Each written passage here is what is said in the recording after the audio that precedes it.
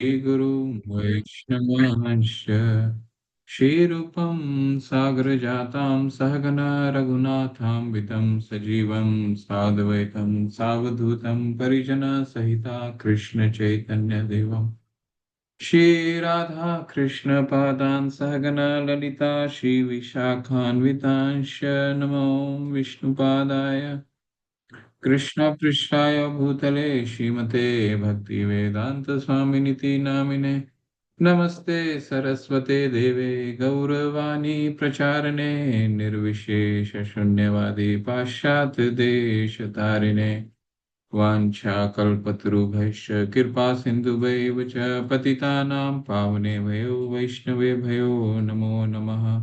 जय हो श्री कृष्ण चैतन्य प्रभु नित्यानंदा श्री अद्वैत गदाधर शिवासादि गौर भक्तवृंद। हरे कृष्णा कृष्ण कृष्ण हरे हरे, हरे राम राम राम हरे हरे। हरे कृष्णा कृष्ण कृष्ण हरे हरे, हरे राम राम राम हरे हरे। हरे कृष्णा कृष्ण कृष्ण हरे हरे, हरे राम राम राम हरे हरे। हरे कृष्णा। आप सभी का हार्दिक अभिनंदन।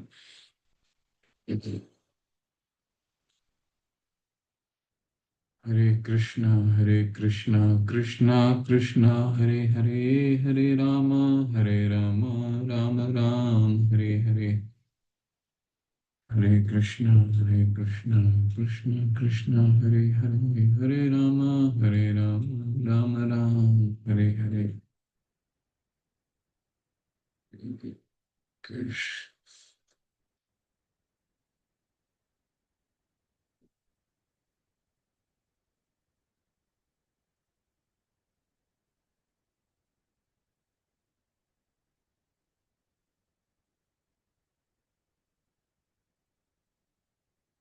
चलिए आज हम्म,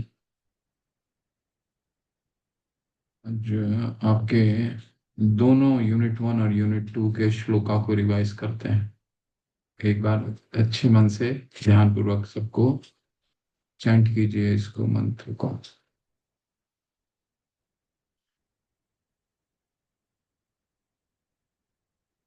चलिए। कार्पण्य दोषोपहता स्वभावा पृच्छामि ध्वाम धर्म सम्मूढ़ चेता यत श्रेषयात निश्चितं ब्रूहि तन्मे शिष्यस्तेहं शाधि मां प्रपन्नम् देहिनोऽस्मिन् यथा देहे कौमारं यौवनं जरा तथा देहान्तर प्राप्तिर्धीरस्तस्त्र न मुह्यति न जायते म्रियते वा कदाचिन्नायं भूत्वा भविता न भूयः अजो नित्य शाश्वतोऽयं पुराणो न हन्यते हन्यमाने शरीरे भोगैश्वर्यप्रसक्तानां तया प्रहृतचेतसां व्यवहार व्यवसाय आत्मिका बुद्धि समाधौ न विधीयते प्रकृते क्रियमाणानि गुणे कर्मणि सर्वशः अहंकार विमूढ़ात्मा कर्तारहमिति मन्यते एवं परंपरा प्राप्तम्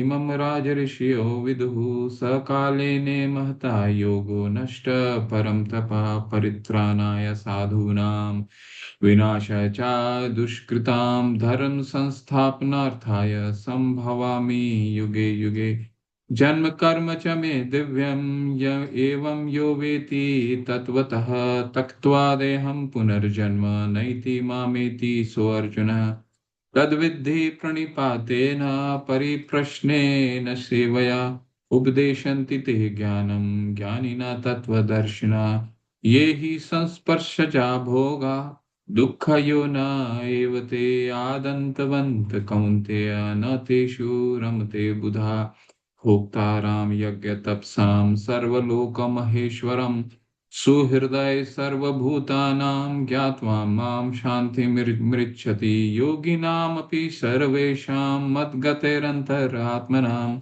श्रद्धावान् भजते यो मां समे युक्तमो मतः अप्रेयमितस्त्वन्यां प्रकृतिं विद्धि मे परां जीवभूता महाबाहो ययेदं धार्यते जगत्। देवी हि एषी गुणमयी मम माया दुरत्यया माम एव ये प्रपद्यन्ते मायाम्यतां तरन्ति ते।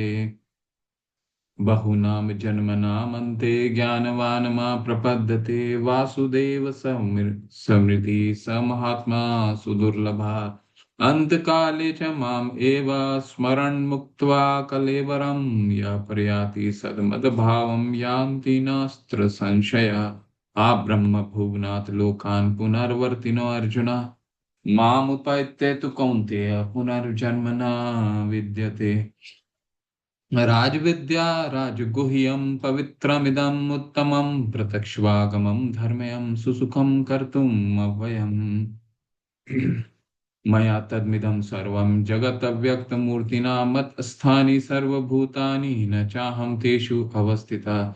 सततं कीर्तयन्तो मां यतयन्तश्च दृढव्रता नमस्यन्तश्च मां भक्त्या नित्ययुक्ता उपासते यान्ति ते व्रता देवान् पितरं यान्ति पितृव्रता। भूतानि यानि भूतेज्या यान्ति मद्याजिनोऽपि माम्। पत्रं पुष्पं फलं तोयं यो मे भक्त्या प्रयक्षति तदहं भक्त्या उपृहितम् अश्नामि पर्यतात्मनः। यत् करोषि यदश्नासि यज्जुहोषि ददासि यत् तपस्यसि कौन्तेय तत् कुरुष्व मदर्पणम्। सम्मोहं सर्वभूतेषु न मे देशोऽस्ति न प्रियः। ये भजन्ति तु मां भक्त्या मयि ते तेषु चाप्यहम्। अहं सर्वस्व प्रभवो मत्तः सर्वं प्रवर्तते इति मत्वा भजन्ते मां बुधा भाव समन्विता तेषां सततयुक्तानां भजतां प्रीतिपूर्वकम्। ददामि बुद्धियोगं तं येन माम् उपयान्ति ते। हरे कृष्णा कृष्ण कृष्ण हरे हरे हरे राम राम राम हरे हरे। हरे कृष्ण कृष्ण कृष्ण हरे हरे हरे राम राम राम हरे हरे। हरे कृष्णा कृष्ण कृष्ण हरे हरे हरे राम राम राम हरे हरे। जय श्रीला प्रभुपाद। ओके, 10वां अध्याय हम जहाँ से हमने छोड़ा था वहां से शुरू करेंगे। अभी तक ये अध्याय में हमने क्या देखा है? प्रभुपाद के अ,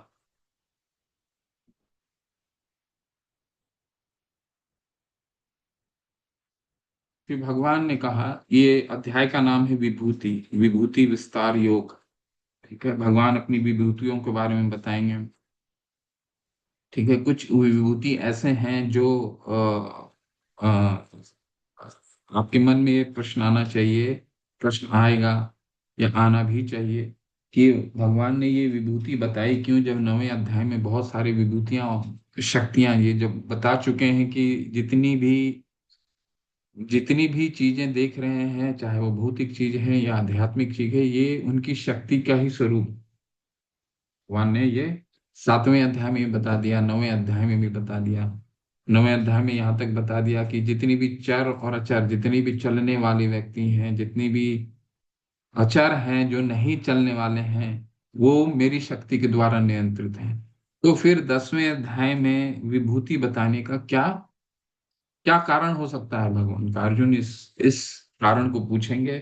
ठीक है, और उसका हम कारण समझेंगे कि विभूति जानने का क्या परिप्रेक्ष्य है। श्री भगवान ने कहा, है महाबाहु अर्जुन, और आगे सुनो, क्योंकि तुम मेरे प्रिय सखा हो, अतः मैं तुम्हारे लाभ के लिए ऐसा ज्ञान प्रदान करूंगा जो अभी तक मेरे द्वारा बताए गए ज्ञान से श्रेष्ठ होगा। तो आध्यात्मिक पिछले स्तर में, पिछले अध्याय में हमने चर्चा किया था कि जो आध्यात्मिक ज्ञान होता है वो भौतिक ज्ञान के मुकाबले सर्वोपरि होता है। हर एक ज्ञान सर्वोपरि है, कोई एक दूसरे से सर्वश्रेष्ठ नहीं है। इसीलिए आपने देखा होगा 7वें अध्याय में भी भगवान को कहते हैं कि पहले श्लोक में भी कि अब जो मैं बताने जा रहा हूं वो सर्वश्रेष्ठ ज्ञान। 9वें अध्याय में भी यही बताया, 10वें में भी यही बता रहे हैं। क्यों ऐसा है? क्योंकि आध्यात्मिक ज्ञान सर्वोपरि होता है। और जो आध्यात्मिक जो भगवान के भक्त होते हैं उसको बार बार उस ज्ञान को सुनने के लिए ललाहित रहते हैं। ठीक है। स्वादु स्वादु पदे पदे, हर हर एक शब्द में उनको स्वाद लगता है।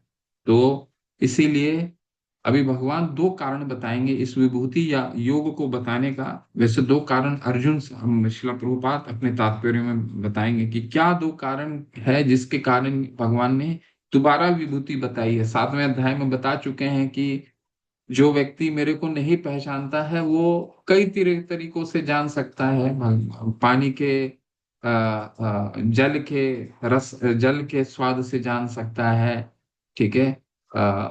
किसी के पास कोई बुद्धि है, बुद्धिमताम अस्मि तेजस्वी नाम हम, किसी के पास बहुत तेज है, बुद्धि है। बलवताम च काम राग विवर्जितम, किसी के कोई बहुत बलवान है। ठीक है। तो भगवान ऐसे कई ऐश्वर्य के बारे में 7वें अध्याय में उन्होंने और बता चुके हैं। फिर 10वें अध्याय में और 80 82 करीबन 82 योग के बाद विभूति के बारे में दोबारा बताएंगे। तो उसका भी एक विशेष कारण है। ठीक है।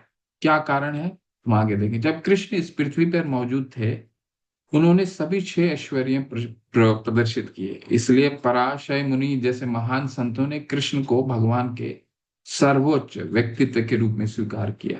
तो भगवान पराशर मुनि जो व्यास देव के पिता थे उन्होंने भगवान को 6 भगवान भगवान यानी कि भग का मतलब होता है ऐश्वर्य, सभी ऐश्वर्य से परिपूर्ण, ऐश्वर्यस्य समग्रस्य वीर्यस्य यशस्वी। ठीक है। ज्ञान विज्ञान 6 ऐश्वर्य से परिपूर्ण है। ठीक है। तो भगवान में असीम ज्ञान है, असीम सुंदर है। ठीक है। वैराग्य असीमित मात्रा में पाई जाती है। भगवान में बल है, असीम मात्रा में बल है। और धन असीम मात्रा में। तो जो भी 6 ऐश्वर्य हैं सब, इसलिए भगवान को क्या भगवान, भग मतलब होता है सभी ऐश्वर्यवान का मतलब है जहां पर रहा जाता, वास होता है। ठीक है। तो भगवान, इससे पहले 7वें अध्याय से शुरू करते हुए भगवान पहले ही अपनी विभिन्न ऊर्जाओं और उनके कार्य करने के तरीके बारे में बता चुके हैं। अब इस अध्याय में वे अर्जुन को अपने विशिष्ट ऐश्वर्य की व्याख्या करते हैं। तो मन में ये प्रश्न होगा कि मन में आपके प्रश्न आना चाहिए कि भगवान के ऐश्वर्य क्या इस 7वें अध्याय में जितना ऐश्वर्य उन्होंने बताया है या फिर 10वें अध्याय में भी 80 82 के करीब ऐश्वर्य के बारे में बताएंगे। तो वो क्या भगवान के इतने ही ऐश्वर्य हैं, इसके अलावा कुछ नहीं है, बचता है क्या? है। तो ये प्रश्न आएगा, मन में प्रश्न आने चाहिए। ठीक है। तो ये हमने पढ़ लिया है, भगवान ने बताया है यहाँ पे कि मुझे देवतागण और ऋषिगण कोई नहीं जान पाते। क्यों नहीं जान पाते? ना मैं विदुम स्वर्गानाम प्रभवम ना महर्षिया, हम आदि देवानाम महर्षि ना च सर्वश। कोई नहीं जान पाता, ना देवतागण ना महर्षिगण। क्यों नहीं जान पाते? क्योंकि उनसे ही उत्पत्ति होती उनकी। ठीक है। तो पिता, पिछले सत्र में हमने चर्चा इस श्लोक के बारे में कर लिया था। हालांकि वे देवता भी नहीं जानते, जहां यहाँ तक कि महान ऋषियां भी आपके घर पर जाने जा सकते हैं। अजीतो जीतो असी, हालांकि वे अजय हैं यदि आप इस प्रक्रिया को अपनाते हैं। क्योंकि मानव समाज में हमसे महान व्यक्तित्व देवता सूरगण वे नहीं जान सकते हैं। तो भगवान वेदेश दुर्लभम दुर्लभम आत्म भक्तो, भगवान किसी भी तरीके से नहीं जाने जा सकते हैं। और ना देवतागण भगवान को जान पाते हैं और ना ही महर्षिगण, क्योंकि उनसे उन्हीं से उनकी उत्पत्ति हुई। यहाँ भगवान अप्रत्यक्ष रूप से कहते हैं कि यदि कोई परम सत्य को जानना चाहता है, यहाँ मैं भगवान के रूप में उपस्थित हूँ, मैं सर्वोच्च हूँ, किसी को यह जानना चाहिए, हम वास्तव में कृष्ण को समझ सकते हैं जो शाश्वत आनंद और ज्ञान से भरे हुए हैं। केवल भगवत गीता और श्रीमद् भागवत में अनेक शब्दों का अध्ययन करके। तो भगवान को केवल और इन ग्रंथों के माध्यम से, इसलिए शिला प्रभुपाद ने हमें ये शुद्ध भक्ति के ग्रंथ दिए हैं जिससे हम भगवान को पर पहचान सकें। ठीक है। भगवान को वेद, भगवान ने कह दिया है, ब्रह्मा जी ने भी कह दिया कि वेद, हम कितना भी वेद पढ़ लें, ठीक है, तो शास्त्रों से भगवान को जानना संभव ही नहीं। संतः सदैव हृतेषु विलोकयन्ति, केवल प्रेम के अंजन से भगवान को जाना जा सकता है, और कोई तरीके से नहीं जाना जा सकता। इसीलिए ये जो शास्त्र हैं, भगवत गीता या श्रीमद् भागवत, ये क्या है, भगवान स्वयं कहते हैं। ठीक है, और भगवान तरीका बता रहे हैं, उनको समझने का तरीका बता रहे हैं। इन 6 अध्यायों में भगवान केवल और केवल, ध्यान पूर्वक अगर आप सुनेंगे तो हमें समझ में आएगा कि भगवान अपने को जानने का तरीका हमें समझा रहे हैं। ठीक है? तो उन्होंने शक्तियों के माध्यम से हमें जानने का हमें बताया कि अगर तुम मुझे जानना चाहते हो तो मेरे शक्तियों के माध्यम से जानो, मेरे ऐश्वर्य के माध्यम से जानो। ठीक है, ये सब बता दिया उन्होंने। लेकिन 9वें अध्याय में क्या बताते हैं अंत में, कि अगर मुझे सिर्फ एक ही हमें निर्देश देते हैं, क्या देते हैं, कि मुझे मन मना मद मद भक्तो मद्याजी माम नमस्कुरु, मुझे अपने मन में चिंतन कर करके। उन्होंने ये नहीं लिखा, कभी भी ये नहीं बोला कि मुझे शास्त्रों को अध्ययन करके मुझे जान सकते हो। मन मना भव मद भक्तो मद्याजी माम नमस्कुरु, यही 4 तरीके हैं, और कोई दूसरा तरीका नहीं। अब जो कृष्ण भावनामृत में आगे बढ़ना चाहता है, उसके लिए कृष्ण इन सभी गुणों का निर्माण करते हैं, लेकिन व्यक्ति स्वयं उन्हें भीतर से विकसित करता है। तो हमने पिछले सत्र में पढ़ा है कि भगवान कई, अभी हम आगे पढ़ेंगे, भगवान को अगर हम जानने के जितना उत्सुक होते हैं, भगवान वो गुण, यस्यास्ति भक्तिर भगवती अकिंचन, वो गुण वो स्वयं विकसित होते जाएंगे। हम कोशिश तो करके देखें। रूप गोस्वामी पाद तो यही बता रहे हैं कि भगवान को जानने का सर्वप्रथम क्या तरीका है, साधना भक्ति। साधना भक्ति में कौन सा तरीका पहला आता है, प्रथम क्या उन्होंने बताया, वैदिक भक्ति के नियमों का पालन करना है। तो ये वैदिक भक्ति क्या है, वैदिक भक्ति को केवल और केवल भगवान तक पहुंचने का एक तरीका है। ठीक है, ये परमेश्वर की भक्ति सेवा। और ये जैसे जैसे हम वैदिक भक्ति के नियमों का पालन करते हैं, तो हमें शास्त्र समझाते हैं कि देवताओं के गुण जो जो इतने गुण विकास करने के बारे में चर्चा करते हैं, कोई विकास डिजाइन, मतलब हमें किसी चीज पे मेहनत करने की आवश्यकता नहीं, ये स्वतः ही, यस्यास्ति भक्तिर भगवती अकिंचना तस्य सर्व समासते सुरा, ये सूर्य के गुण स्वतः ही विकसित होने लगेंगे। हमें ऐसा नहीं है कि कुछ आ, बाहर से लाने की जरूरत है।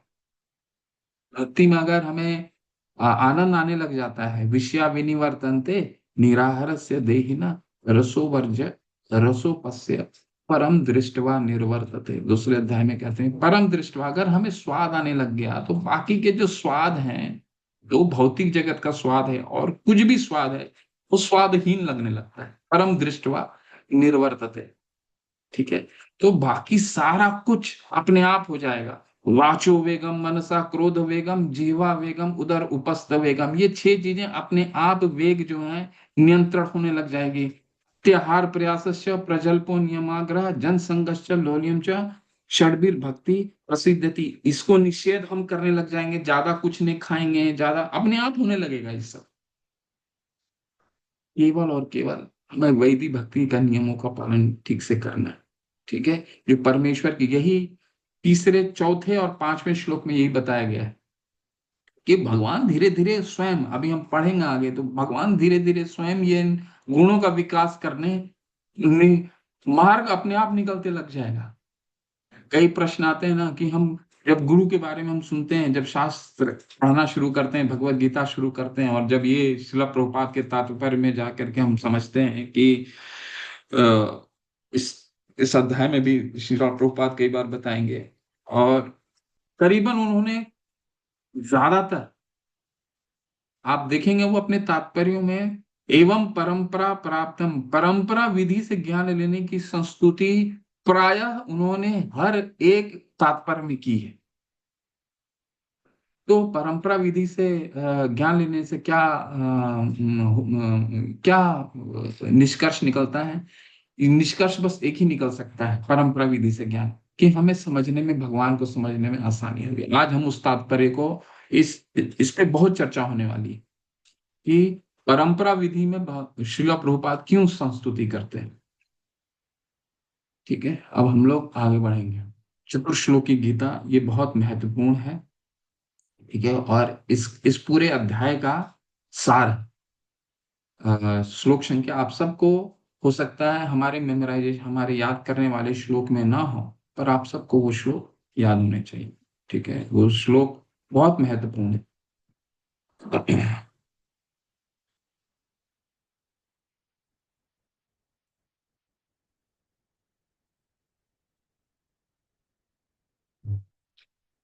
हरे कृष्ण, हरे कृष्ण, कृष्ण कृष्ण।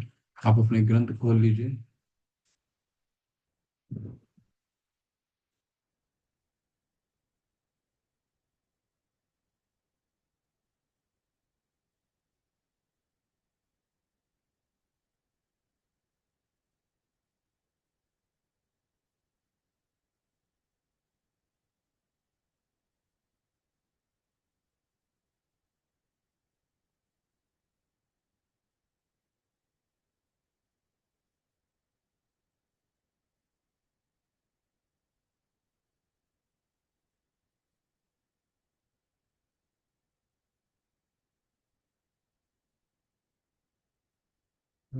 10:08 से शुरू करते हैं हम।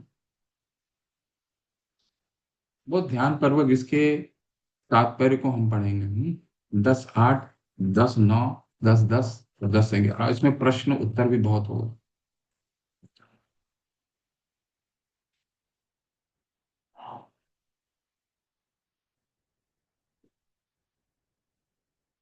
इससे पहले ये 4 श्लोक हम शुरू करें, मैं 3 शब्द को आपको, 3 शब्दकोश को आपको समझा देता हूँ। ये शब्दकोश आपने सुन भी रखा होगा, आप सब लोग जानते भी होंगे, परंतु अ, इसको जानना, दोबारा मैं इसको आपको समझा देता हूँ। 3 शब्द होते हैं, कोई भी ग्रंथ, कोई भी किताब उठा लीजिए, उसमें ये 3 चीजें निश्चित रूप से आप अप्लाई कर सकते हैं। पहला क्या है? संबंध ज्ञान, प्रयोजन और अभिधेय। इसको नोट कर लीजिए। ठीक है, किसी भी किताब, चाहे वो भौतिक किताब हो, आध्यात्मिक किताब हो, कोई चीज का संबंध ज्ञान क्या है? संबंध ज्ञान है कि वो ग्रंथ किस तरह से, जो पाठ है, जो पढ़ने वाला है, ठीक है, चाहे वो किस तरह से वो संबंध स्थापित करता है, रिलेशन किस तरह से बैठाता है। और खासकर आध्यात्मिक, कोई भी आध्यात्मिक ग्रंथ करते हैं तो हमने तो ये तो समझ में हम आता है कि आध्यात्मिक कोई भी हमारा स्पिरिचुअल टेक्स्ट पढ़ लेते हैं, कोई भी हम वैदिक ग्रंथ पढ़ते हैं, तो वैदिक ग्रंथ का एक ही मुख्य उद्देश्य, वेदेश सर्व हमेव वेद्यो, भगवान को जानना ही मुख्य उद्देश्य होता है कोई भी वैदिक शास्त्र। तो पहला, संबंध ज्ञान। संबंध कोई भी शास्त्र का, ये शास्त्र का सबसे मुख्य होता है कि वो क्या संबंध स्थापित करने की कोशिश कर रहा है उस शास्त्र से, जीव और भगवान में क्या संबंध है, उसकी वो किस तरह से स्थापित होता है। पहला उद्देश्य, कोई भी ग्रंथ लिखने का पहला उद्देश्य वही होता है, संबंध ज्ञान स्थापित करना, कि वो ग्रंथ किस तरह से जीव और भगवान, क्योंकि भगवान को जानना तो मुख्य उद्देश्य है कोई भी ग्रंथ का। कोई भी ग्रंथ उठा लीजिए, चाहे वो उपनिषद उठा लीजिए, कोई भी उठा लीजिए, भगवान को जानना ही मुख्य उद्देश्य है। ठीक है, और जान करके उनसे प्रेम करना, यही तो है, और तो कोई काम नहीं है शास्त्र का। ठीक है, तो जीव और भगवान का क्या संबंध है, कोई भी शास्त्र का मुख्य उद्देश्य होता है। ठीक है, दूसरा, अभिधेय। अभिधेय का मतलब होता है प्रोसेस, यानी कि किस तरह से हम उद्देश्य तक पहुंचते हैं। प्रयोजन का मतलब होता है उद्देश्य। उद्देश्य क्या है? भगवत प्रेम प्राप्त करना, ये है उद्देश्य। और क्या प्रोसेस, क्या कार्य से हम उस उद्देश्य तक पहुंचते हैं, उसको कहते हैं अभिधेय। ठीक है, तो ये 3 चीजें, ये शब्द हमेशा शब्दकोश में इसको डाल लीजिए। और कोई भी ग्रंथ ये 3 मुख्य उद्देश्य पे कार्य करता है। और कोई भी ग्रंथ जितना जल्दी इस 3 उद्देश्य को हमें क्लियर कर दे, वो उस ग्रंथ को पढ़ने में हमें आसान, उतना उतना ज्यादा आसान हो जाता है। तो ये 4 श्लोक में हम ये 3, चतुर्श्लोकी क्यों कहा जाता है? चतुर्श्लोकी इसलिए कहा जाता है कि ये 4 श्लोकों में से इन ये तीनों चीजें हमें पता चल जाती हैं। क्या पता चलता है? कि भगवान और जीव का क्या संबंध है इन 4 श्लोकों को। इसीलिए कहा जाता है ये चतुर्श्लोकी गीता, यानी कि ये 4 श्लोक आपने पढ़ लिया तो गीता के सार को आप समझ गए। ठीक है। तो अगर ये 3 चीजें स्थापित हो जाती हैं 4 श्लोकों में से, तो ये सार हो गया। इसीलिए इसे सार कहा जाता है कि संबंध स्थापित करता है। दूसरा, इन 4 श्लोकों में से भगवत प्रेम कैसे प्राप्त करना है वो भी पता चलता है। ठीक है। और किस तरीके से भगवत प्रेम की प्राप्ति हो वो भी पता चलता है। इसीलिए इसको चतुर्श्लोकी गीता कहते हैं। अगर आपने इसको, इसके अर्थ को समझ लिया, इसके सार को समझ लिया, तो पूरे इस ग्रंथ के सार को आप समझ जाते हैं। ठीक है। इसीलिए ये 3 शब्द बहुत महत्वपूर्ण है। चलिए, पहला श्लोक। ये पहला श्लोक भगवान और जीव के बीच में संबंध को स्थापना करता है। अहम सर्वस्व प्रभवो मत्तः सर्वं प्रवर्तते इति मत्वा भजन्ते माम बुधा भाव समन्वित। इसमें एक एक शब्द बहुत महत्वपूर्ण है। क्या? अहम सर्वस्व प्रभवो, मैं सबका, प्रभवो का मतलब है उत्पत्ति का कारण। संबंध स्थापित हो गया ना। जीव, भगवान कह रहे हैं यहाँ पे अहम सर्वस्व प्रभवो, यानी कि मैं सबका उत्पत्ति का कारण हूं। और दूसरा क्या लिख रहे हैं? मत्तः सर्वम प्रवर्तते, मुझमें, मुझसे सारी वस्तुएं उत्पन्न होती हैं। तो और बच के आ जाता है। क्या संबंध चाहिए? पूरा सारा संबंध है, भगवान से सभी कुछ की उत्पत्ति है, यही संबंध है। हम सभी भगवान के, भगवान से उत्पत्ति होता है, ये संबंध स्थापित करता है। ठीक है। इति मत्वा भजन्ते माम बुधा भाव समन्विता, जो ये जानता है वो हृदय से मेरी पूजा करता है। क्यों? क्योंकि हम समझ जाते हैं ना। क्या समझ जाते हैं? जन्म कर्म च मे दिव्यम यो वेति तत्व, ये जो भी कुछ दिख रहा है, भगवान का जन्म, भगवान का कर्म सब दिव्य, भगवान से ही सारी उत्पत्ति होती। तो फिर प्रश्न कहाँ रह जाता है?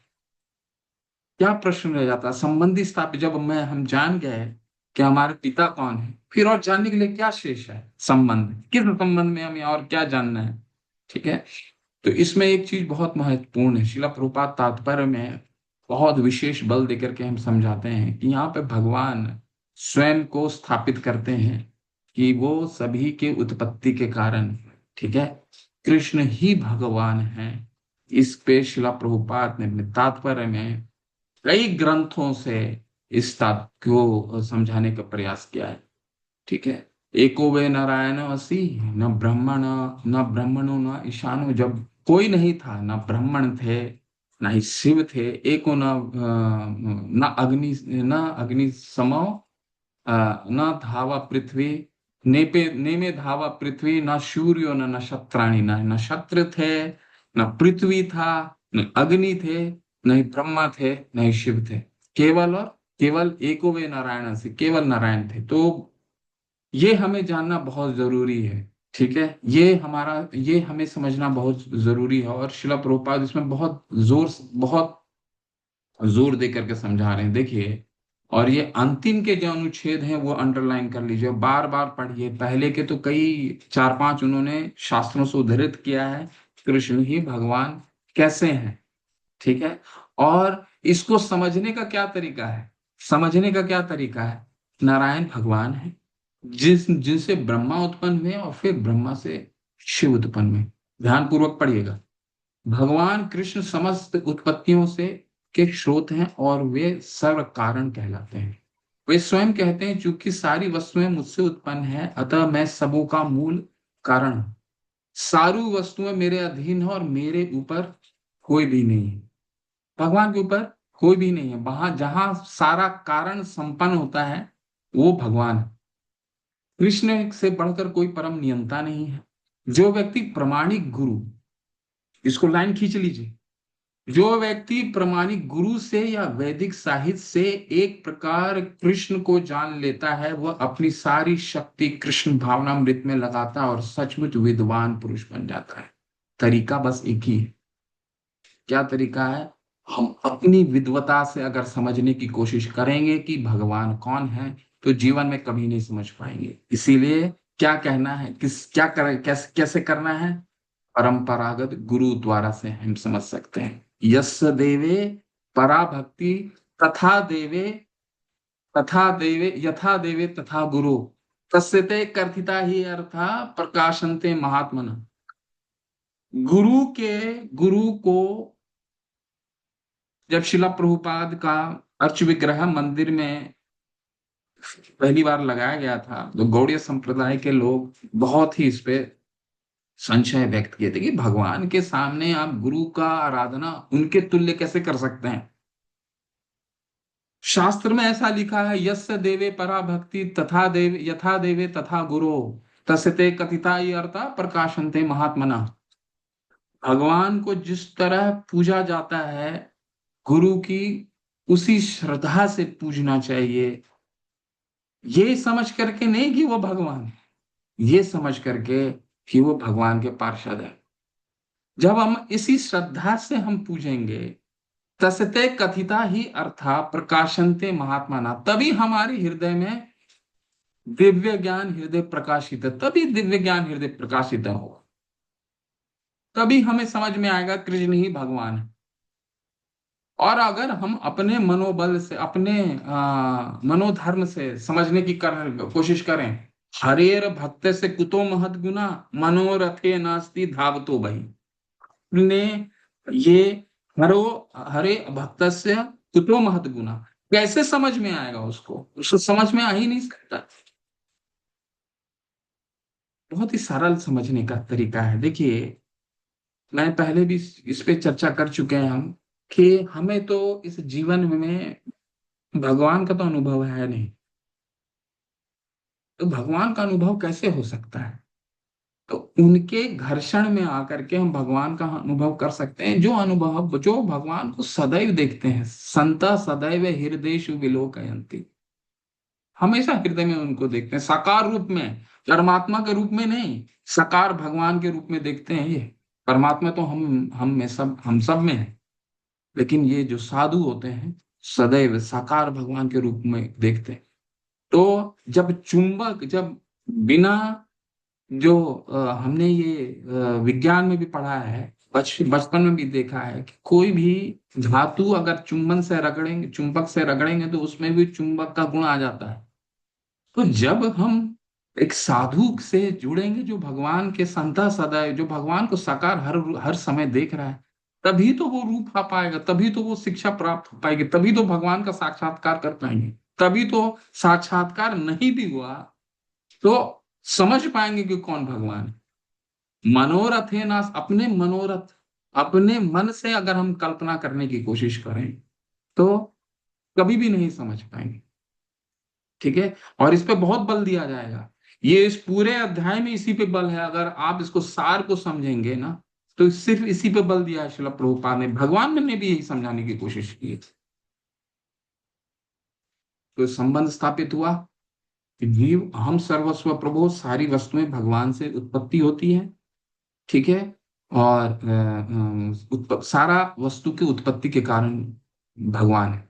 ठीक है, ये जानने के बाद जीव क्या करता है, क्या प्रोसेस करता है, तो अभी क्या आने वाला है, प्रोसेस अभिधेय। ऐसा क्या करता है कि अपने प्रयोजन तक पहुंच जाए। प्रयोजन क्या है, भगवत प्रेम प्राप्त करना। उन्हें पता तो चल गया कि मेरे पिता कौन है, अब पिता से प्रेम को तो स्थापित करना पड़ेगा। तो कैसे स्थापना होगी, ऐसे होगी। क्या करना पड़ेगा पिता को समझने के लिए, प्रेम स्थापित करने के लिए, मच्चित्ता मदगत प्राणम बोधयंत परस्पर कथयंतश्च माम नित्यम तुष्यंती च रमंती च। समझ गया, ये प्रेम समझ गया। देखिए कैसे समझने का तरीका है। मुच्चित्ता, जिनके मन मुझ में रमे हैं, मन मना भव मत भक्तो, भगवान ने यही चीज कहा, यही निर्देश दिया है। और यहाँ पर वो भक्त जो है ये संबंध जान गया और उसको पालन कर रहा है। भगवान ने 9वें अध्याय में कहा, मन मना जो वही मेरे जो को समझ सकता है, मन मना भव मत भक्तो मत त्याजी माम नमस्करो, वही मुझे समझ सकता है। युक्त वे मन आत्मपरायणम, मुझ में वह मुझको वही मेरे आत्मपरायण वही हो सकता है जो मन मना करता है, नमस्कार करता है, जो भक्ति करता है।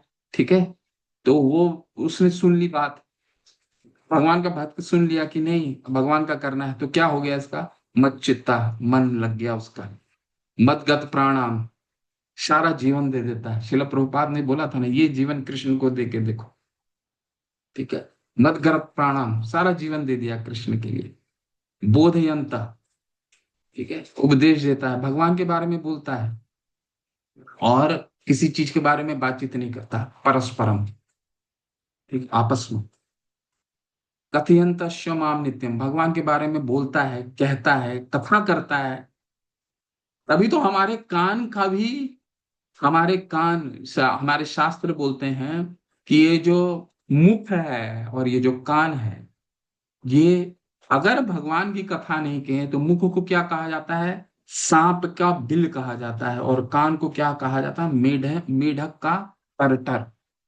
ठीक है, जीवा को कहा जाता है मेढे का टरटर, और कान को कहा जाता है सांप का बिल। इसका मतलब क्या हुआ? इसका मतलब ये हुआ कि जब आप देखे होंगे, जब खेत खेत होते हैं, खेत में चूहे क्या करते हैं? बिल बनाते हैं। ठीक है, और सांप उस बिल में घुस करके उसको खा जाता है। ठीक उसी तरह बिले बतो उरुक्रम विक्रमान्य, न न श्रद्धायताम, न शिन्वताम, न शिन्वताम, यानी कि बिले बतो, सांप का बिल है, बिल जैसा है। अगर हम अपने कान को भौतिक चीजों को सुनने में लगाएं, बिले बताम, ठीक है, उसको बिल, सांप का बिल कहा जाता है। ठीक है, अगर हम विषय वस्तु को सुनाते हैं, ऐसा क्यों कहा जाता है? कि इसीलिए कि हम विषय वस्तु को अगर सुनते हैं, भौतिक चीजों को सुनते हैं, तो क्या हो जाता है? हमें सांप रूपी माया पकड़ती है। भगवान के अलावा कुछ और हम सुनते हैं तो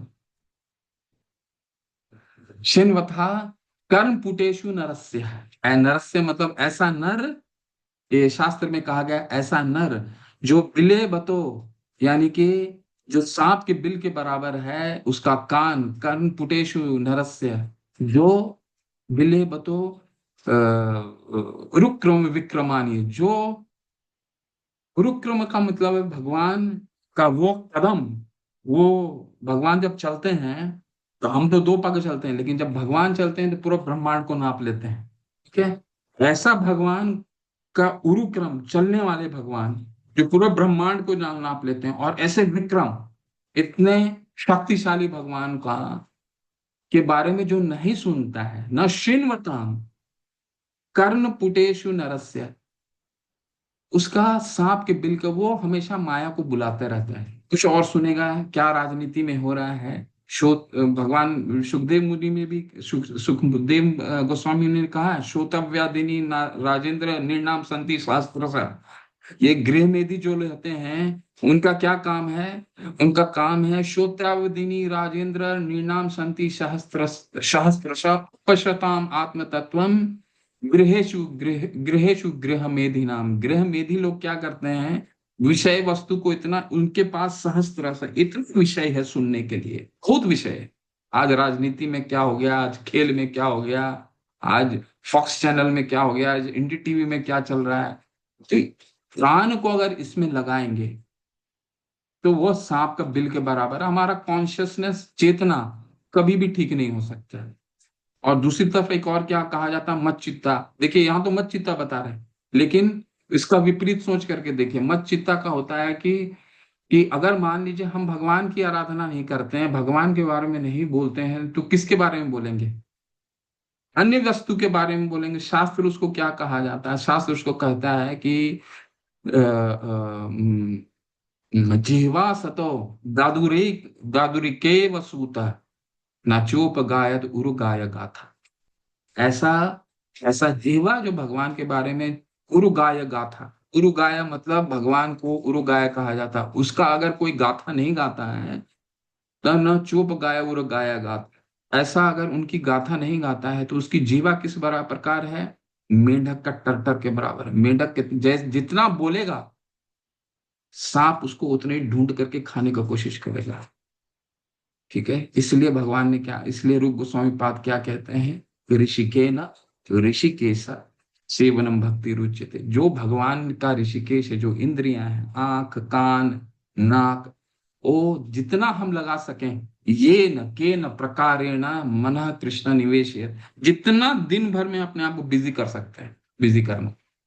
मत चित्ता मत गत प्राणा बोधयंत परस्परम कथयंत क्षमाम नित्यम तुष्य, तभी हमें तुष्यंती च रमंती च, यही भक्तगण का यही निशानी है। संबंध जान गया वो, संबंध जानने के बाद कहते हैं मेरे शब्द शुद्ध भक्तों के विचार मुझ में वास करते हैं, उनके जीवन मेरी सेवा में अर्पित रहते हैं, और वे एक दूसरे को ज्ञान प्रदान करते हैं और मेरे विषय में बातें करते हुए परम संतोष तथा आनंद का अनुभव करते हैं। इसको अच्छे से पढ़िए, बहुत सारे इसमें शिला प्रभुपाद ने ऐसे बहुत सारे देखिए, यहाँ बहुत सुंदर लिखा है, मैं थोड़ा सा पढ़ता हूँ, क्योंकि यही चार श्लोक इसके मूल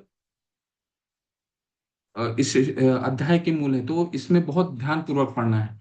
देखिए शुरू में क्या शिला प्रभुपाद कह रहे हैं, भगवान चैतन्य दिव्य भक्ति की तुलना जीव के हृदय में बीज बोने से करते हैं। ब्रह्मांड के विभिन्न लोकों में असंख्य जीव वितरण करते रहते हैं। इनमें से कुछ ही भाग्यशाली होते हैं जिनकी शुद्ध भक्त से भेंट हो पाती है और जिन्हें भक्ति समझने का अवसर प्राप्त हो पाता है। ये ब्रह्मांडे भ्रमिते कौन, भाग्यवान जीव, गुरु कृष्ण प्रसादे भक्ति लता भी। ये भगवान और कृष्ण के कृपा से, गुरु और कृष्ण के कृपा से हमें ये तो प्राप्त हो गया है, ये तो समझ में आ गया है कि करना क्या है। ये इसको कहते हैं भक्ति लता बीज। यदि इस जीव के हृदय में बो दिया जाए और हरे जीव हरे कृष्ण का श्रवण तथा कीर्तन करता रहे तो बीज अंकुरित होता है। जिस प्रकार की नियमित सींचते रहने से वृक्ष का बीज फलता है। ठीक है, नियमित अगर हम सींचते रहें, वैदिक भक्ति के नियमों को पालन करते रहें, इसी को सींचना कहा जाता है। ये सींचना निरंतर जीवन में, निरंतर चाहे किसी भी स्तर में पहुंच जाए, सींचना हमेशा करते रहना होगा। भक्ति रूप की आध्यात्मिक पौधा क्रमशः बढ़ता रहता है जब तक वह ब्रह्मांड के आवरण को भेद कर ब्रह्म ज्योति में प्रवेश नहीं कर जाता। ब्रह्म ज्योति में भी ये पौधा तब तक बढ़ता जाता है जब तक उसे उच्चतम लोक को नहीं प्राप्त। कितना सुंदर तात्पर्य है, जिसे गोलोक वृंदावन या कृष्ण पर परम धाम है। अंत तो गोतवा, यह पौधा भगवान के चरण कमलों के शरण प्राप्त करता है। ठीक है, उसी भक्ति रूपी पौधे में भी फल आते हैं और कीर्तन तथा श्रवण के रूप में इसका सिंचन चलता रहता है। चैतन्य चरितामृत में भक्ति रूपी इस पौधे को विस्तार वर्णन हुआ है। वहां यह बताया गया है जब पूर्ण पौधा भगवान के चरण कमलों की शरण ग्रहण कर ला तो मनुष्य पूर्णतया भगवत प्रेम में लीन हो जाता है। तब तक वह एक क्षण भी परमेश्वर के बिना नहीं रह पाता, जिस प्रकार की मछली जल के बिना नहीं रह पाता। यही भक्तों का निशानी है कि मत चित्ता मदगत प्राणा। ऐसी अवस्था में भक्त वास्तव में परमेश्वर के संसर्ग से दिव्य गुण प्राप्त कर लेता है। ठीक है, कुछ भी प्राप्त, देखिए कुछ भी इसको गुण विकसित करने की आवश्यकता पड़ी, इसने क्या गुण विकसित किया, मत चित्ता मत गत प्राणा। ये जान गया कि भगवान से उनका संबंध क्या है, भगवान के निर्देश का पालन किया, मन मना भव मत भक्तो, मत चित्ता मत गत प्राणम बोधयंत परस्परम। बस यही किया उसने, श्रवण किया, कीर्तन किया, और नित्य माली सींचे श्रवण आदि जल। तो माली के रूप में वो श्रवण और कीर्तन के द्वारा बस उस बीज को सींचता रह गया। ठीक है, कौन सा बीज, भक्ति रूपी बीज को।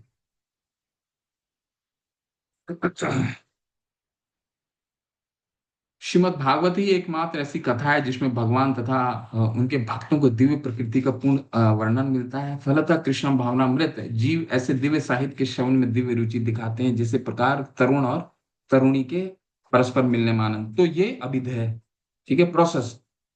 इस प्रोसेस से भगवत प्रेम प्राप्त होता है। तो ये देखिए भक्ति का ये चार श्लोक क्यों सार हैं, ये समझना हमें बहुत जरूरी है। तो दो चीजें तो स्थापित हो गई। ठीक है, पहला क्या है, भगवान के साथ संबंध क्या है हमारा, क्या संबंध है, हम सर्वस्व प्रभु मत्ता सर्वम प्रवर्ते। सब कुछ उत्पत्ति भगवान है से होती है और सब भी वस्तु भगवान से उत्पत्ति के कारण भगवान है, ये संबंध है।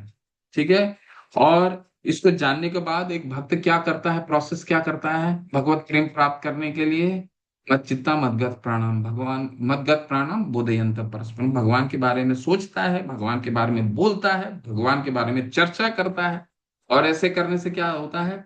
तुष्यंती च रमंती च, रमंती यानी कि आनंद। यही आनंदाम बुद्धिवर्धनम प्रतिपदम पूर्ण अमृता स्वादन। ठीक है। अब अगले दो श्लोक में हमें भगवत प्रेम के बारे में पता चलेगा। ठीक है, प्रयोजन क्या है, भगवत प्रेम है। दूसरी तरफ जीव, भगवान को जानने के बाद जीव क्या करता है वो तो हमें पता चल गया, भगवान का मच्चित, भगवान क्या बारे में बोलता है। लेकिन भगवान कैसे, किस तरह से जीव के लिए भगवान क्या करते हैं? ठीक है, वो भगवान रेसिप्रोकेट, भगवान भगवान कैसे, जब भगवान से कोई प्रेम करता है तो भगवान क्या करते हैं उसके लिए, ये दो श्लोकों में। ठीक है, भगवत प्रेम तभी तो पता चला।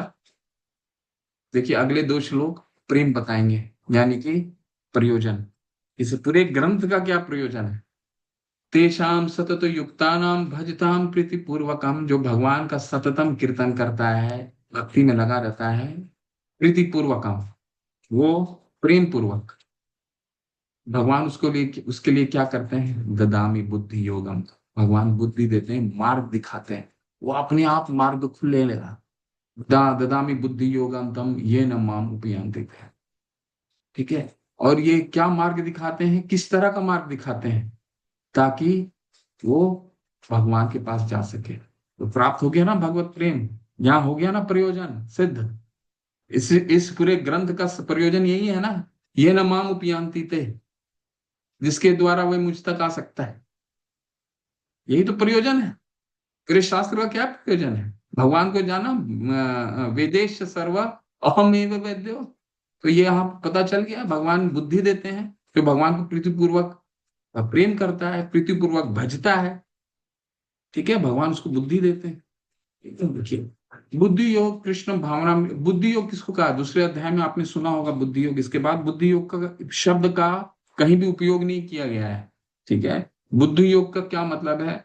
कि अपना बुद्धि लगाना जिससे भगवत प्रेम प्राप्त हो, यही बुद्धि योग है। भक्ति योग को ही बुद्धि योग कहा जाता है। बुद्धि योग कृष्ण भावनामृत में रहकर का कार्य करने को कहते हैं, और यही उत्तम बुद्धि है।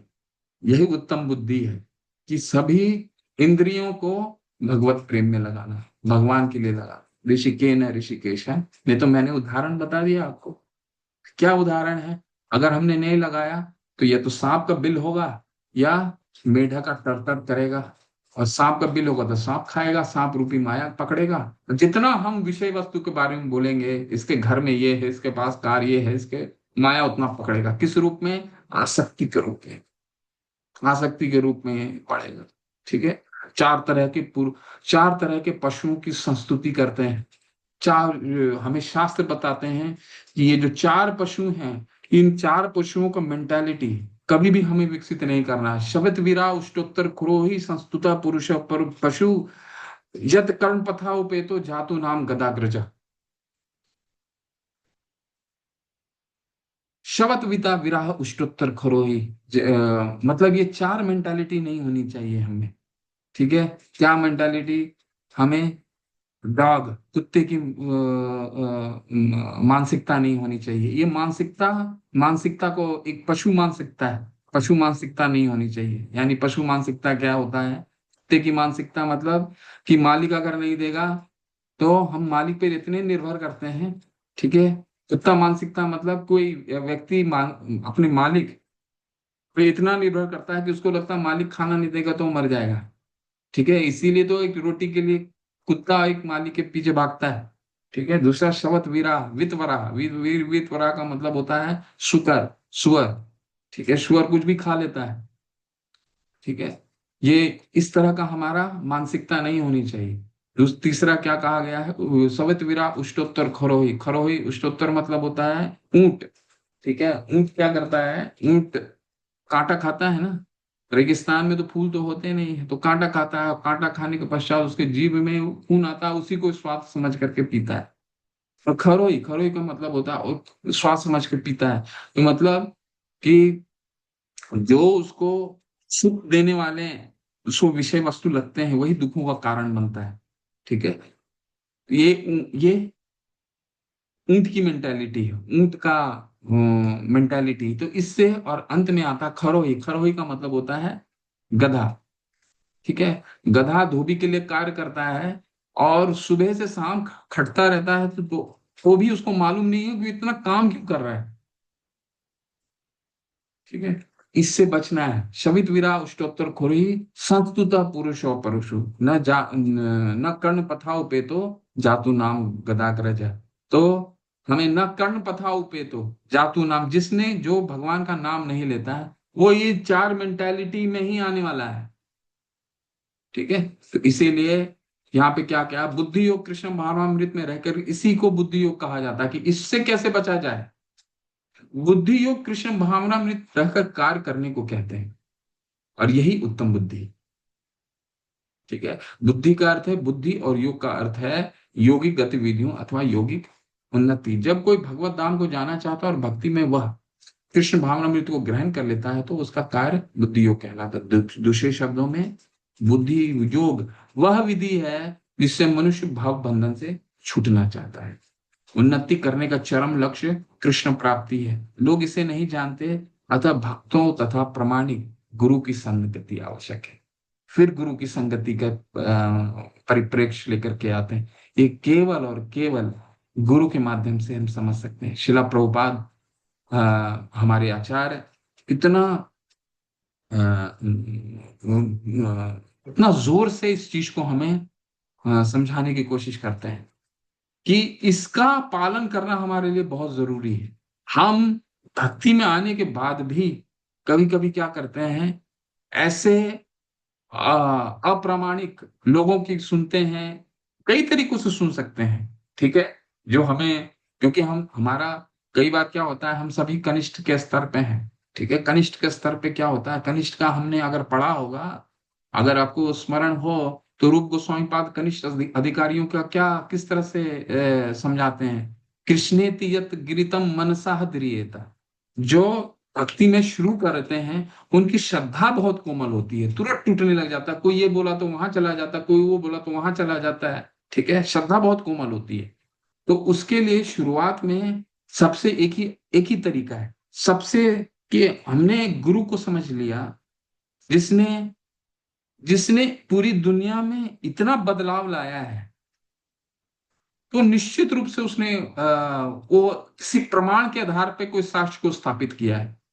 तो पहले ये हमें श्रद्धा होनी चाहिए। इस श्रद्धा के इस श्रद्धा से फिर हमें उनके तात्पर्य, उनको उनके वचनों को पढ़ना, उनके वचनों को सुनना ध्यान पूर्वक, ये श्रद्धा से।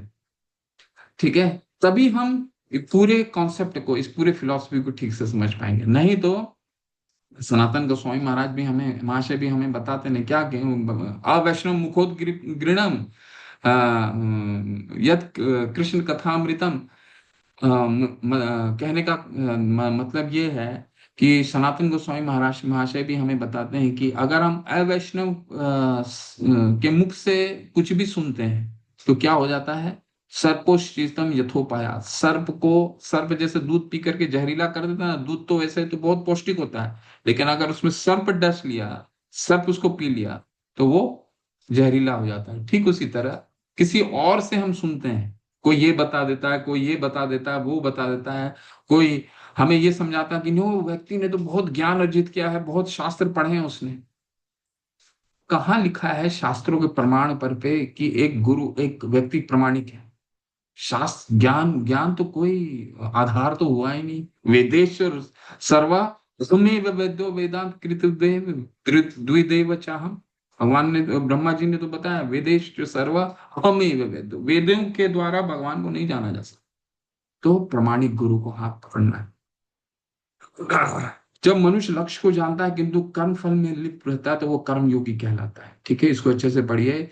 यह जानते हुए कि लक्ष्य कृष्ण है, जब कोई कृष्ण को समझने के लिए मानसिक चिंतन का सहारा लेता है तो वो ज्ञान योगी कहलाता है।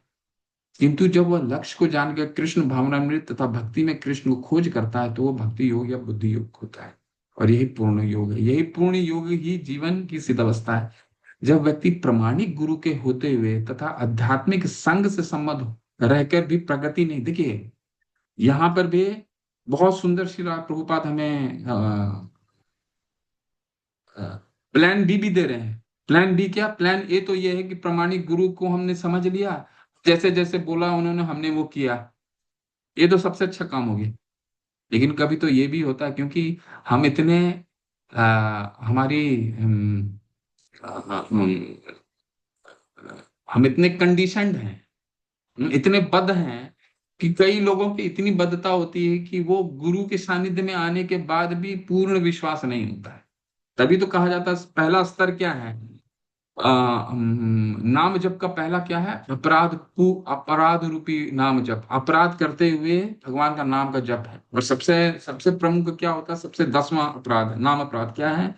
इसका पूर्ण विश्वास ना होना, या इसकी इतनी अगाध महिमा श्रवण करने पर भी भौतिक आसक्ति बनाए रखना। 10वां नाम अपराध ये। तो भौतिक आसक्ति बनाए रखना क्या कारण है? क्योंकि अपने गुरु पे पूर्ण विश्वास नहीं हो, या फिर उनके बातों पे पूर्ण अमल नहीं कर पाते। तो उसके लिए भी शिला प्रभुपाद बता रहे हैं क्या तरीका है। देखिए, जब व्यक्ति प्रमाणिक गुरु के होते हुए भी आध्यात्मिक संघ से संबंध रहकर भी प्रगति नहीं कर पाते, क्योंकि वो बुद्धिमान नहीं है। सभी तो एक स्तर पे नहीं होते हैं, इसलिए तो शास्त्र हैं। जन्म, शास्त्र का क्या है? शास्त्र में 4 पुरुषार्थ दिया गया है: धर्म, अर्थ, काम और मोक्ष। सभी व्यक्ति तो एक स्तर पे नहीं हो सकता। इसीलिए तो शास्त्र है कि भाई कोई शुद्ध भक्ति अगर ना भी कर रहा हो, पंचम मुक्ति की प्राप्ति नहीं भी कर रहा हो, तो वो धर्म की पालन करे, अर्थ कमाए, काम, अगर किसी में काम की इच्छा हो तो शास्त्रों के अनुसार काम कर सकता है। शिला प्रभुपाद उसके लिए भी क्या उपाय लेते हैं? नहीं, उपाय है शुद्ध भक्ति का। देखिए, अगर वो बुद्धिमान नहीं है तो कृष्ण उसके अंतर से उपदेश देते हैं, ददामी बुद्धि योगम, तो जिससे वह सरलता से उन तक पहुंच सके। किस तरह से बुद्धि देते हैं? इसके लिए उसे योग्यता की अपेक्षा है। करना बस एक ही काम है। क्या काम है? जो रूप गोस्वामी बताएंगे। क्या काम बताएंगे? कि वह यह है कि कृष्ण भावनामृत में निरंतर रहकर प्रेम तथा भक्ति के साथ सभी प्रकार की सेवाएं की जाए। गुरु भक्ति रसामृत सिंधु में सारा सब कुछ बताने के बाद, 64 विधि बताने के बाद, शिला रूप गोस्वामी पाद ने बताते हैं कि 5 चीजें, अगर कुछ भी नहीं हुआ तो 5 चीजें तो करो ही करो। क्या कहते हैं? साधु संग, नाम कीर्तन, भगवत श्रवण, मथुरावास, शिव मूर्ति, अर्चाय सेवन। ये 5 चीजें तो हर समय हमें करनी चाहिए। साधु संग, नाम कीर्तन, भागवत श्रवण। साधुओं का संग होना चाहिए। कौन सा साधु? किसका संग होना चाहिए? साधु का मतलब कौन सा है? केवल और केवल, श्री रूप गोस्वामी उसका भी डेफिनेशन देते हैं, उसका भी परिभाषा देते हैं कि हम जिसको साधु समझते हैं, और कभी कभी हम समझते हैं कि हम अपने जैसे लोगों के साथ मिल गए हैं तो वो साधु का संग हो गया। नहीं, साधु का संग का मतलब है, रूप गोस्वामी पाद उसकी परिभाषा देते हैं, कृष्णे तीयस गिरितम मनसा। किनका संग करना है, किनका सम्मान करना है, वो अलग अलग है, स्तर है।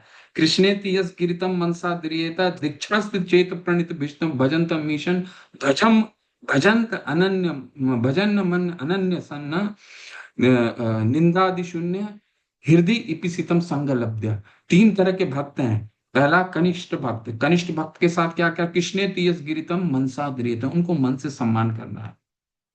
दूसरा स्तर क्या है? मध्यम स्तर, यानी मध्यम अधिकारी। उनका क्या है? मध्यम अधिकारी दीक्षास्ति चेत प्रणीत भीष्ट भजन मिशन। उनको, उनसे हमें प्रवचन सुनना है और उनको दंडवत करना है। संग किसका करना है? निंदादि शून्य हृदय इस इपिसितम संग लब्ध्या, केवल और केवल उच्च अधिकारी का संग करना है। हम साधु संघ अगर समझते हैं तो हमें लगता है कि हम जो आपस में संग करते हैं वो साधु संघ है। रूप गोस्वामी पाद इसको नहीं बता रहे। केवल उच्च अधिकारियों का संग करना है, मध्यम अधिकारी से प्रीचिंग करना है। ठीक है, किसी उनसे, वो हमारे शिक्षा गुरु हो सकते हैं, वो हम उनसे शिक्षा ले सकते हैं। और कनिष्ठ भक्तों का क्या है? उनका सम्मान करना है हृदय से। वैसे तो वैष्णव सभी का सम्मान करता है, चाहे वो वैष्णव हो या अवैष्णव हो, परंतु यहाँ पे लिखा है कि कुछ करना चाहिए, किंतु प्रेम पूर्वक यदि भक्ति में बुद्धिमान तो आत्म उसे कृष्ण के लिए कुछ कार्य करना चाहिए। इसलिए भजते शब्द का प्रयोग किया गया है भक्ति में। श्रील प्रभुपाद भजते कहते हैं, भजता प्रीति पूर्वकम। भजना का क्या मतलब है? कुछ ना कुछ भगवान भगवान के लिए कार्य करते रहना। बुद्धि नहीं भी काम कर रहा है, भौतिक आसक्ति भी बनी हुई है, लेकिन सेवा में निवृत्त रहना।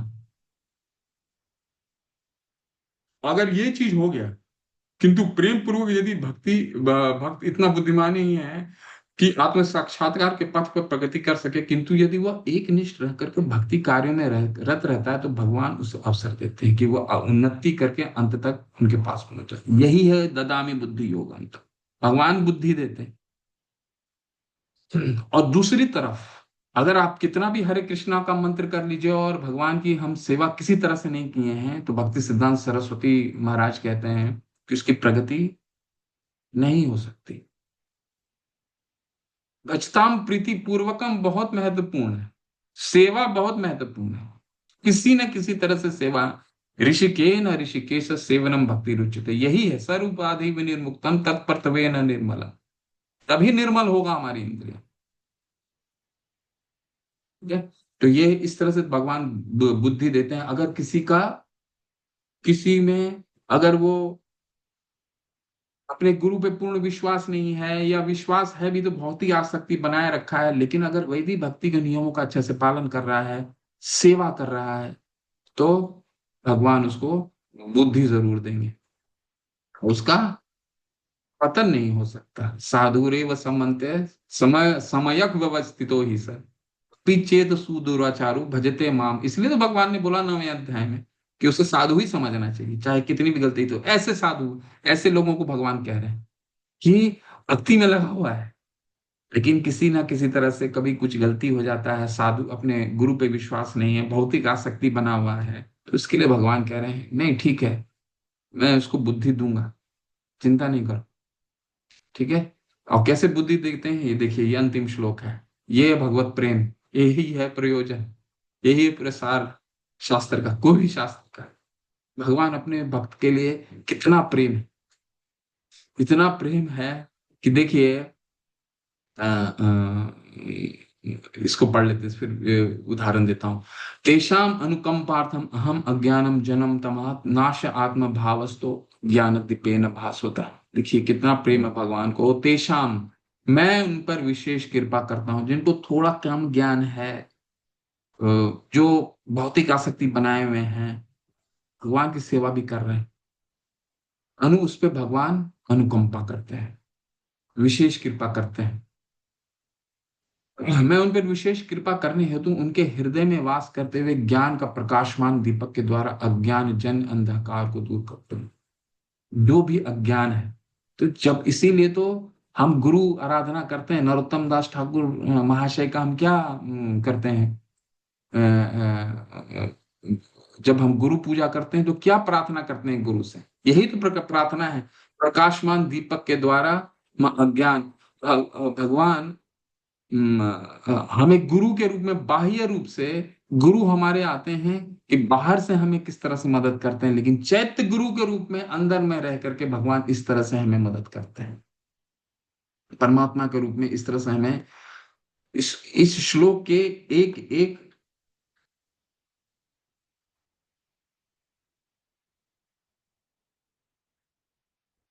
एक मिनट में, थोड़ा सा मंदिर से फोन है, मैं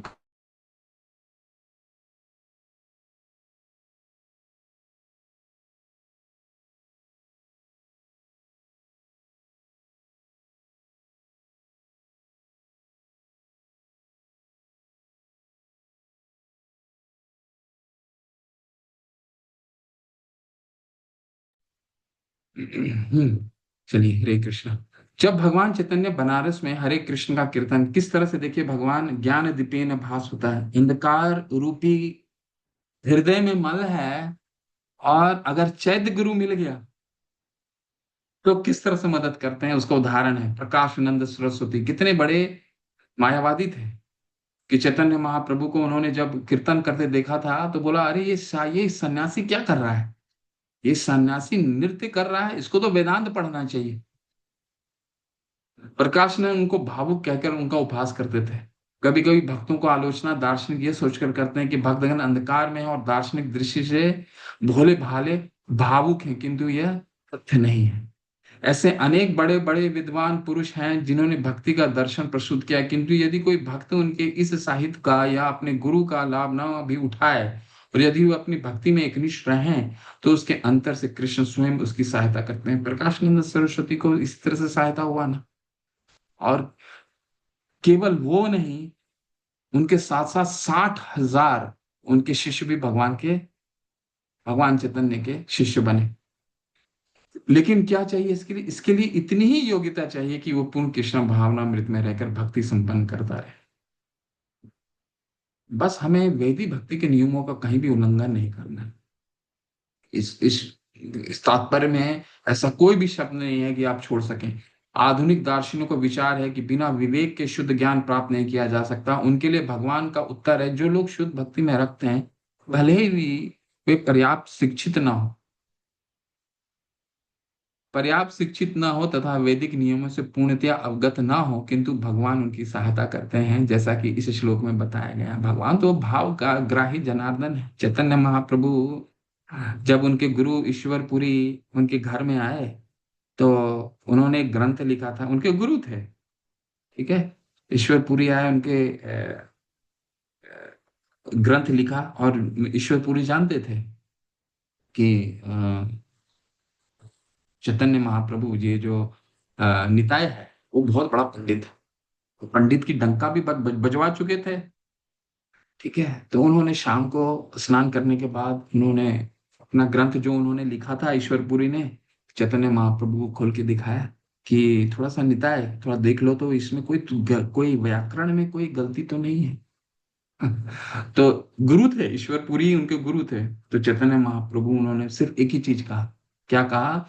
कि मूर्खो वदति विष्णाय धीरो वदति विष्णवे उभयोम ते समम पुण्यम भावग्राही जनार्दन। मूर्ख लोग विष्णु को विष्णाय कह सकते हैं, बुद्धिमान लोग विष्णु को विष्णु कह सकते हैं, ठीक है।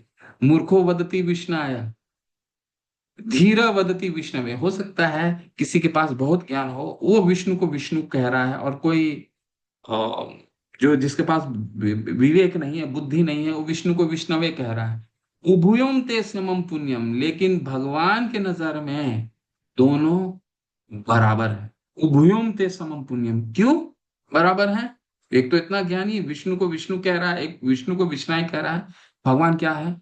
भगवान केवल केवल भावग्राही जनार्दन। भगवान केवल और केवल भाव देखते हैं, ज्ञान नहीं देखते। इसीलिए यहाँ पे क्या ज्ञान दीपेन भास होता है। जिसके पास ज्ञान नहीं भी है, भगवान वो ज्ञान का दीपक यहाँ जला देते हैं पूर्वगत, किंतु भगवान उसकी सहायता करते हैं, जैसे कि श्लोक में बताया गया है, भगवान सहायता करते हैं।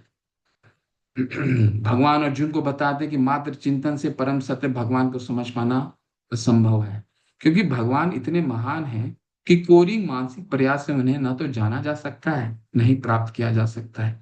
भले ही कोई लाखों वर्ष तक चिंतन करता रहे, किंतु यदि भक्ति नहीं करता, यदि वो परम सत्य का प्रेमी नहीं है, तो उसे कभी भी कृष्ण या परम सत्य समझ में नहीं आएंगे। पंथस्तु कोटि शतवत्सर संप्रगम्यो वायो रथापि मनसो मुनि पुंगावान। एक कोई मुनिगण वायु के वेग से भी अगर तेज भागता है, तो भी वो भगवान के चरण तक नहीं पहुंच सकता। ब्रह्मा जी कहते हैं पंथास्तु कोटि शतवत्सर, करोड़ों वर्ष भी लग जाए। शिला प्रभुपाद वही कह रहे हैं। इसीलिए शिला प्रभुपाद के शब्द, एक एक शब्द वैदिक भाष्य है। दूसरी तरफ क्या है? बहुत ही एक्साइटिंग एग्जाम्पल, बहुत ही एक्साइटिंग उदाहरण, जो आज के परिप्रेक्ष्य में हमको हमको ये व्यवहारिक रूप से इसको हम अपना सकते हैं। इसलिए ये भगवत गीता पूरे संसार भर में, हो सकता है बाइबल 7 करोड़ बिका हो, 700 करोड़, 560 करोड़, अंतिम जो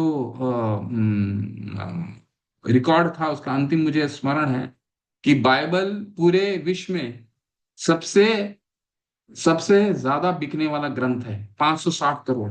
और पूरे विश्व का कितना पॉपुलेशन है? 740 करोड़। 740 करोड़ की वो अपेक्षा 560 करोड़ तो बाइबल बिक गया। फिर भी बाइबल अपने उद्देश्य पे कामयाब नहीं हो पाए।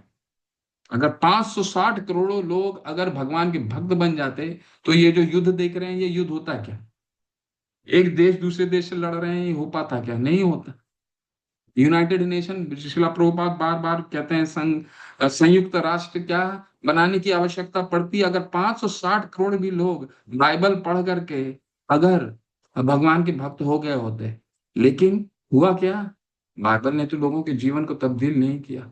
तो ग्रंथ का उद्देश्य क्या होता है? अगर जब तक वो जीवन को प्रभावित ना करे, तो उसका सही परिप्रेक्ष्य लोगों तक नहीं पहुंचा। इसलिए भगवत गीता यथारूप लोगों को जीवन को प्रवृत्ति, शिला प्रभुपाद के लिखा हुआ ये ग्रंथ लोगों के जीवन को परिवर्तित करने में सक्षम है। इतने लोगों को प्रभावित किया और जीवन को परिवर्तित करता है। इसीलिए ये यथारूप में इतनी शक्ति है, भगवान के शब्दों में इतनी शक्ति है, प्रमाणिक गुरु के शब्दों में इतनी शक्ति है। भले ही कोई लाखों वर्ष तक चिंता करे, अंधकार को दूर करता है। ठीक है। करोड़ों जन्म के भौतिक संसार के कलमश के कारण मनुष्य का हृदय भौतिकता के मल से आच्छादित हो जाता है, किंतु जब मनुष्य भक्ति में लगता है, निरंतर हरे कृष्ण का जप करता है, तो यह मैल तुरंत दूर हो जाता है और उसे शुद्ध ज्ञान प्राप्त होता है। परम लक्ष्य विष्णु की इसी जप तथा भक्ति से प्राप्त किया जा सकता है, अन्य किसी प्रकार के मनोधर्म या तर्क द्वारा नहीं। तर्को प्रतिष्ठा श्रुतियों विभिन्न, तर्क से कहीं भी नहीं जिया जा सकता, नहीं जीता जा सकता। शुद्ध भक्त जीवन की भौतिक आवश्यकताओं के लिए चिंता नहीं करता। वो तो हमने 9वें अध्याय के 22वें श्लोक में पढ़ लिया है। भगवान कहते हैं योगक्षेम वहाम्यहम्। ठीक है। तेषाम सतत युक्ता नाम अनन्य चेता सततम यो माम स्मृति नित्यश तेषाम सतत युक्ता नाम अनन्य योगक्षेम महाम्यहम्। भगवान जो अनन्य चिंतन कर रहा है भगवान का, भगवान उसकी हर तरह से सुरक्षा प्रदान करते हैं, और जो नहीं है वो भी देते हैं। तो उसको चिंता करने की आवश्यकता है। चिंता नहीं करता, कहाँ चिंता करता है भक्त? चिंता करते देखा है आपने? हाथ में हमारे सामने तो है, आप देख लीजिए। 4 साल में इतना बड़ा मंदिर, केवल क्राउड फंडिंग से 25 करोड़ का मंदिर का निर्माण होना कोई सामान्य बात नहीं है। हम अपने लिए अगर क्राउड फंडिंग लेने जाएं, तो 10,000 रुपए जुटाना हमारे लिए मुश्किल हो जाएगा। ठीक है।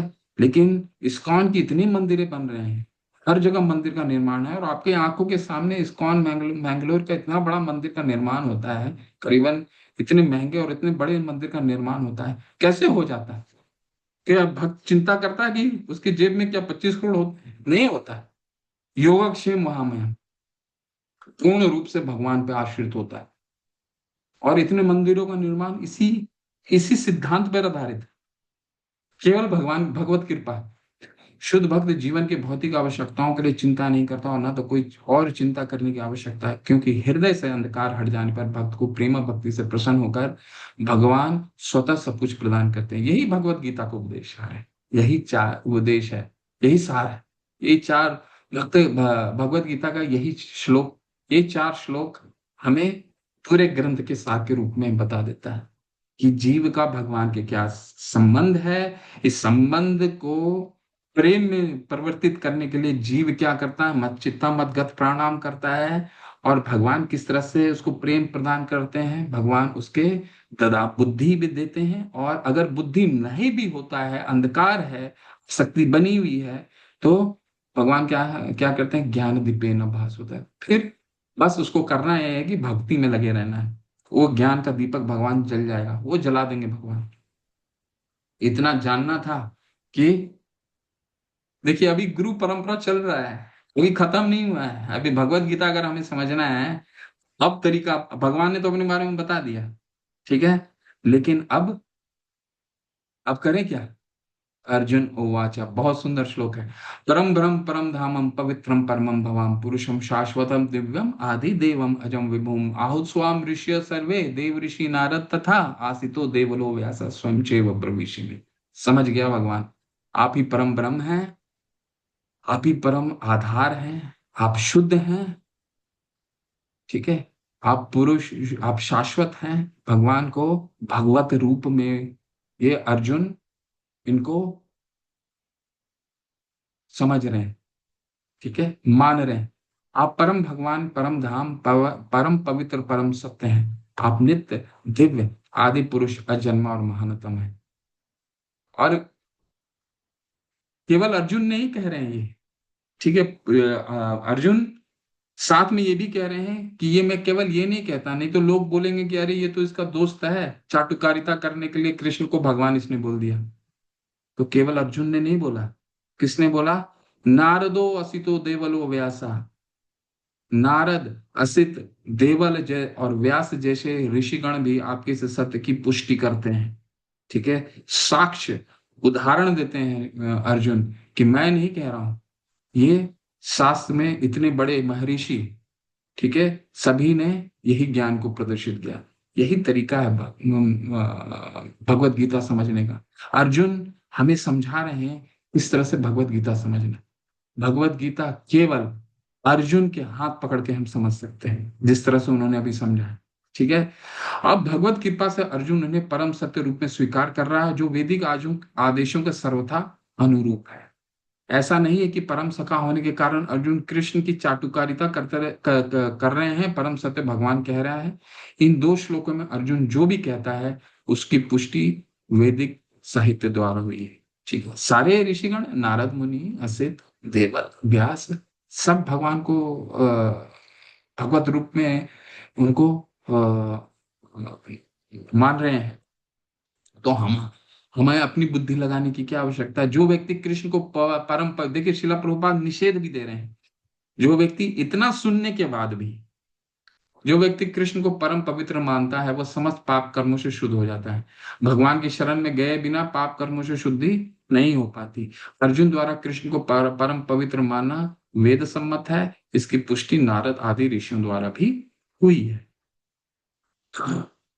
अंत में शिला प्रभुपाद देखिए बहुत यहाँ पर अर्जुन कृष्ण की कृपा से ही अपने विचार व्यक्त करता है। यदि हम भगवत गीता को समझना चाहते हैं तो हम इन दोनों श्लोक के कथनों को स्वीकार करना हो। यही तरीका है भगवत गीता समझने का, ठीक है। यह परंपरा प्रणाली कहलाती है, अर्थात गुरु परंपरा को मानना। परंपरा प्रणाली के बिना भगवत गीता को नहीं समझा जा सकता, ठीक है। यही तरीके से भगवत, जिस तरह से अर्जुन ने समझा है उसी तरह से हमें समझना होगा, ठीक है। तो ये 4 श्लोक हमने बहुत ही विस्तार से पढ़ा। अब थोड़ा हम, हे कृष्ण, आपसे जो कुछ कहा है उससे मैं पूर्णतया सत्य मानता हूं। देखिए, हे प्रभु, न तो देवतागण न असुरी गण आपके स्वरूप को समझ सकते हैं। यही तरीका है भगवान के भगवत गीता को समझने का। यहाँ पर अर्जुन इसकी पुष्टि करता है कि श्रद्धा विहीन और आसुरी व्यक्ति, प्रकृति वाले लोग कृष्ण को नहीं समझते। कौन नहीं समझ सकते? जो परंपरा प्रणाली से अर्जुन के हाथ को जो अर्जुन के हस्त को पकड़ करके अगर भगवत गीता समझना है जिस तरह अर्जुन ने समझा है, बस वही परम ब्रह्म परम धामम पवित्रम परमम भवम। क्या अर्जुन कृष्ण को भगवान नहीं जानता थे क्या? जानता तो था। कृष्ण का साक्षात्कार कर रहा था, ऐसा भक्त था तो भगवान नहीं जानता था। परंतु वो हमें सिखा रहे हैं कि अगर भगवान को जानना तो कैसे? जिस तरह कृष्ण के द्वारा अर्जुन को समझ में आया, ठीक उसी तरह कृष्ण के जो पार्षद हैं, उनके गुरु, उनके द्वारा भेजे गए पार्षद हैं जो हमारे गुरु हैं, हमको उनके उनके द्वारा ही हम समझ सकते हैं। अर्जुन यही बताने की कोशिश कर रहे हैं, और कोई तरीका नहीं भगवत गीता समझने का, ठीक है। हे परम पुरुष, हे सबके उद्गम, हे समस्त प्राणियों के स्वामी, हे देवों के देव, हे ब्रह्मांड के प्रभु, निसंदेह एकमात्र आप ही अपने को अंतरंगा शक्ति से जानने वाले हैं। इसके अलावा तो भगवान कैसे जाने जा सकते हैं? अद्वैत वेदेशु दुर्लभम अदुर्लभम आत्मा भक्त। और दूसरा बात क्या कह रहे हैं? ब्रह्म संहिता में कहते हैं अद्वैतम अच्युतम अनादि अनंत रूपम। भगवान के अनंत रूप में हमारे तो इंद्रियां, हमारे तो हम में तो समझने सोचने की शक्ति, सबकी सीमाएं हैं। कारण पाठवा ब्रह्म विप्रिलप्सा और प्रमाद, सर्व नर दोष, यही चार, ये चार दोष तो पाए जाएंगे। कारण पाठवा, हमारा इंद्रियां अपूर्ण है। देखने, सोचने, समझने, सूंघने की शक्ति की अपनी सीमाएं हैं। थोड़ा उम्र होने के बाद लोगों को चश्मा लगने लग जाता है। क्यों? देखने की सीमाएं है ना। शून्य की सीमाएं होती हैं, भ्रम में पड़ जाते हैं, जिसके कारण विप्रिलप्सा, प्रमाद, ठीक है, धोखा देने की प्रवृत्ति होती है। इन इंद्रियों से तो हम नहीं समझ सकते। हम्म? तो अब अगले क्या कहें, कृपा करके विस्तार अब अर्जुन बता रहे हैं, कृपा करके विस्तार पूर्वक मुझे अपने उन देवी ऐश्वर्यों को बताइए जिनके द्वारा आप इन समस्त लोकों में व्याप्त। तो यहाँ पे एक चीज तो क्लियर हो रहा है कि अर्जुन को भगवान ने, अर्जुन का जो संदेह था युद्ध करने का, वो तो खत्म हो रहा है। वो तो यहाँ पे खत्म हो गया ना, परम ब्रह्म परम धामम पवित्रम, भगवान को मान लिया, अब तो आप जो कहेंगे वो मैं करूंगा। तो आगे बढ़ने का क्या कारण क्या है? अब क्यों बोलना है आगे? भगवत गीता का क्या कारण है? 10वां अध्याय 14वें 15 में तो 14वें में तो भगवान ने बता दिया, अर्जुन मान भी लिए। तो यहाँ तो खत्म हो जाना चाहिए भगवत गीता। अगर ये संवाद अर्जुन के लिए था तो यहाँ खत्म हो जाता है। इसलिए भगवान ने क्या कहा है, योगो नष्ट परम तपा। अब मैं, क्योंकि ये योग नष्ट हो गया था, इसलिए दोबारा तुमको निमित्त बना रहा हूं ताकि आने वाले कलयुग को ये तुम समझा सको। नहीं तो भगवत गीता यहाँ पे खत्म हो जाना था और भगवान बोलते कि चलो ठीक है, तुमको तो समझ में आ गया, अब तुम तो मेरे को भगवान मान लिया ना। अब तो तुमको मैंने बोला है 8वें अध्याय में, तस्मात् सर्वेषु कालेषु माम अनुस्मर, अब तुम जाके युद्ध करो, इनको हराओ, चलो। ठीक है, लेकिन ये क्या था, भगवान भगवत गीता का ज्ञान लपेटते और गोलोक धाम चले जाते, कॉपीराइट रिजल्ट बोल करके। अब नहीं, भगवत ज्ञान तो जिसको देना तो दे लिए, लिया, वो समझ भी गया क्या है। लेकिन ये क्या है, ये ज्ञान केवल और केवल हमारे लिए, ये केवल हमारे लिए। इसीलिए तो भगवान कहते हैं कि यह इदम परमम गुह्यम मद भक्ते अभिधाषिति, जो मेरे ज्ञान का दूसरे को बांटता है, उससे कोई प्रिय और हुआ ही नहीं है, और कोई प्रिय है ही नहीं। जो पढ़ता भी है वो भी भगवान को प्राप्त करता है। तो हम सब भक्ति शास्त्री कर रहे हैं, हमारा ये परम कर्तव्य है कि हम किसी भी पैमाने पे, चाहे वो छोटा हो बड़ा हो, हम इस ज्ञान को बांटना शुरू कर दें। यही उद्देश्य है भक्ति शास्त्री करने का, और कोई उद्देश्य नहीं। भगवान ने ये ज्ञान हमारे लिए दिया है, अर्जुन तो केवल निमित्त थे, ताकि हम तक ये ज्ञान नष्ट हो गया था और अर्जुन को निमित्त मात्र तक हम तक पहुंचाना था। क्योंकि भगवान, अर्जुन तो मान ले यहाँ ना, परम ब्रह्म परम धामम, अब तो आगे उनके लिए तो है ही नहीं। अब लेकिन अर्जुन क्या है, भक्त है, तो हमारे लिए क्या बोल रहे हैं वो, अब अपनी विभूति भी दिखाइए। क्योंकि कई लोग जो हैं अभी 10वें अध्याय तक पढ़ करके तो भक्त तो बने नहीं होंगे, इतना तो समझ में आया नहीं होगा, मन मना भव मत भक्तो मत त्याजी कैसे करें। तो आगे और थोड़ा विभूति बताइए, थोड़ा सा और समझाइए, कैसे आपकी यार क्या विभूति है। ठीक है, सामान्यता सामान्य जन ये विशेष रूप से निर्विशेषवादी भगवान की सर्वव्यापकता के विषय में विशासी। देखिए, इतना करने के बाद भी कई लोग ऐसे हैं जो भगवान के अस्तित्व को नहीं समझते। अर्जुन को मालूम है, भगवान को मालूम है कि इतना बोलने के बाद भी कृष्ण को भगवान नहीं मानेंगे लोग।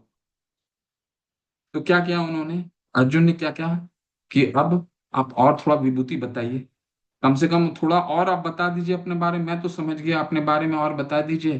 तो जो नहीं भी समझते, जो नास्तिक हैं, कम से कम विभूति को देख करके तो आपसे आकर्षण हो। 5-7 विभूति उन्होंने 7वें में बता दिया, अब और विभूति बताएंगे किसके लिए, उनके लिए जो अभी भी आसक्त नहीं हो पाए। पूछता है कि विभिन्न शक्तियों द्वारा स्वर्ग, हमें ये जानना चाहिए कि अर्जुन सामान्य लोगों के हित के लिए कुछ पूछ रहा है, ठीक है, हम लोगों के लिए, कि थोड़ा विभूति और जानेंगे। अरे क्योंकि हम चमत्कार में बहुत, हमें अच्छा लगता है ना। आज भी हम भक्ति में आने के बाद भी कई लोग का होता है कि मैंने ये सुना कि वहां गए थे और उस धाम में ये चमत्कार हो गया, उस धाम में ये चमत्कार हो गया। आपने सुना होगा, भक्ति में आने का बाद भी, आने के बाद भी कई लोग बोलते हैं कि वृंदावन धाम में गए, वो भगवान का, उनका रोग सारा ठीक हो गया। अरे इसमें क्या शक है कि ठीक नहीं होगा, बिल्कुल रोग ठीक होगा। मंदिर का निर्माण, मंदिर में भगवान जो आते हैं वो क्यों आते हैं? मंदिर के लिए मंदिर महाराज परम पूज्य राधा गोविंद महाराज हमें समझाते हैं कि मंदिर जाना परम आवश्यक है। हम भगवान को देखते हैं, लेकिन भगवान भी तो हमें देखते हैं, इसलिए मंदिर जाना बहुत जरूरी है। और जब भगवान हमें देखते हैं तो हमारा सब दुख दूर होता है। तो इसमें इतना चमत्कार चमत्कार होने का क्या आवश्यक, भगवान का चमत्कार करते ही हैं। पराशय या शक्ति विविधेय सूर्य थे, क्या उनकी चमत्कार नहीं है कि एक ही छोटे से इतना चमत्कार नहीं देख रहे हैं कि हमें चमत्कार के लिए और जानने की आवश्यकता है। लेकिन अर्जुन बोल रहे हैं ठीक है, और चमत्कार बताइए आप, ताकि उनको आसक्ति हो। देखिए और चमत्कार भगवान अपने बारे में बताएंगे। हे कृष्ण, हे परम योगी, किस तरह मैं आपका निरंतर चिंतन करूं और आपको कैसे जानूं। हे भगवान, आपका स्मरण किन किन रूपों में किया जाए। अर्जुन अपने लिए नहीं पूछ रहे हैं, जो चमत्कार में जाते हैं कि भगवान ऐसे हैं, अच्छा भगवान वैसे हैं, अच्छा भगवान ऐसे हैं। ठीक है, इसको जो अंडरलाइन किया हूँ बहुत अच्छा है। समय नहीं है ना, तो इसको मैं विस्तार से समझाता हूँ आपको। भगवान अपनी योग माया से आच्छादित रहते हैं, केवल शरणागति भक्तजन उनके, लेकिन एक एक शब्द को अच्छे से पढ़िए, प्रेम पूर्वक पढ़िए, रस लेकर के पढ़िए। बहुत आनंद है। शिला प्रभुपाद के तात्पर्य बहुत जीवंत तात्पर्य हैं, बहुत उदाहरण के रूप में तात्पर्य, और एक एक शब्द उन्होंने शास्त्रिक प्रमाण के द्वारा लिया है। और जब पढ़ते हैं तो तीन चार किताब को खोल करके पढ़िए, ताकि हम रिलेट कर पाए कि ये ग्रंथ शिला प्रभुपाद के तात्पर्य में बहुत ही आपको यूनिफॉर्मिटी दिखेगी, समानांतर दिखेगा, कि एक तात्पर्य दूसरे तात्पर्य से बहुत मेल खाता है। ऐसा लगेगा आपको मैंने ये चीज और पढ़ रखी है, ठीक है, लेकिन आप दूसरे ग्रंथ से जोड़ने का भी प्रयास कीजिए।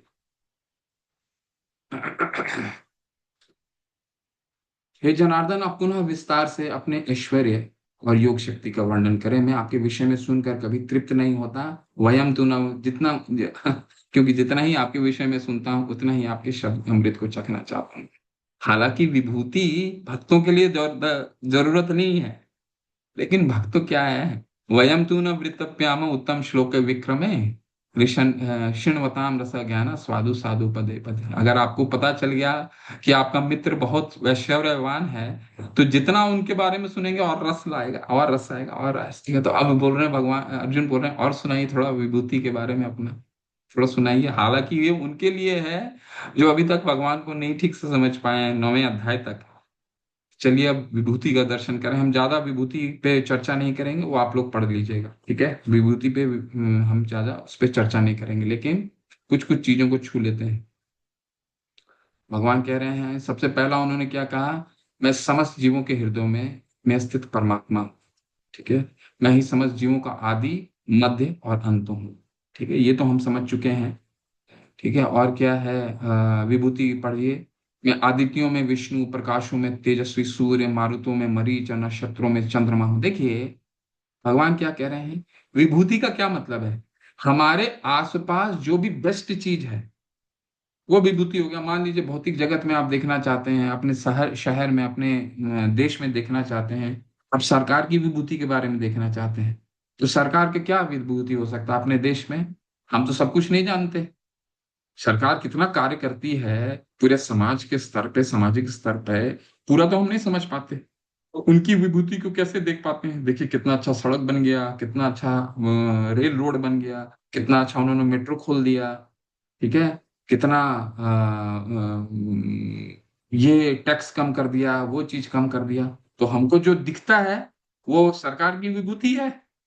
हालांकि हम सरकार की सारी विभूति तो जान नहीं पाते हैं, परंतु जो जान पाए, ठीक है। ठीक उसी तरह भगवान अपने कुछ थोड़े थोड़े विभूति के बारे में बताएंगे। ये सब कुछ विभूतियां हैं जो भगवान को विभूति ऐश्वर्य के रूप में देख सकते हैं।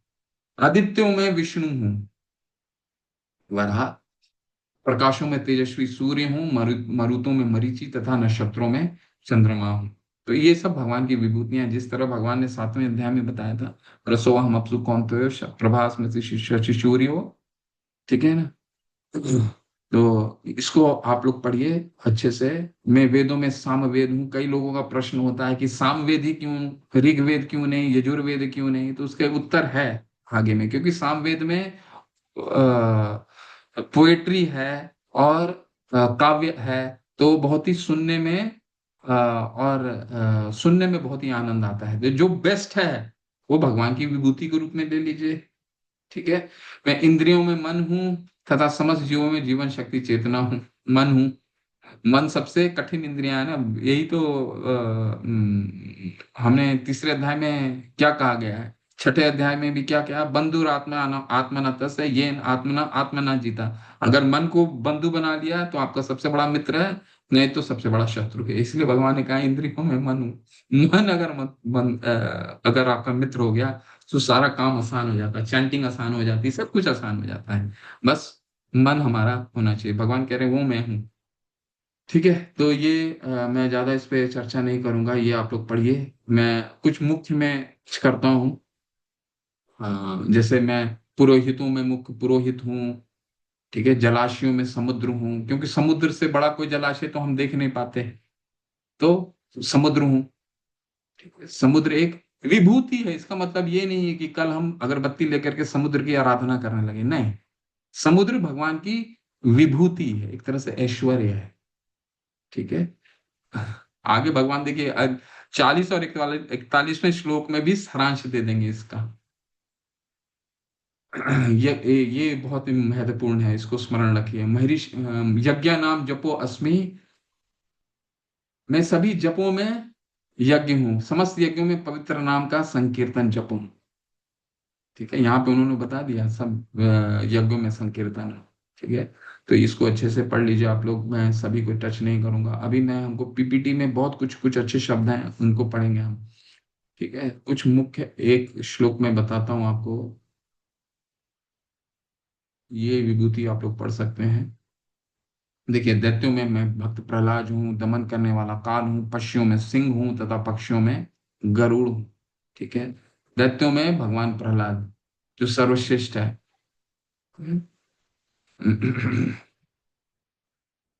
देखिए यहाँ पे एक आपके लिए एक और इसमें नहीं, आगे में एक और मैं समझाता हूँ एक आपको श्लोक।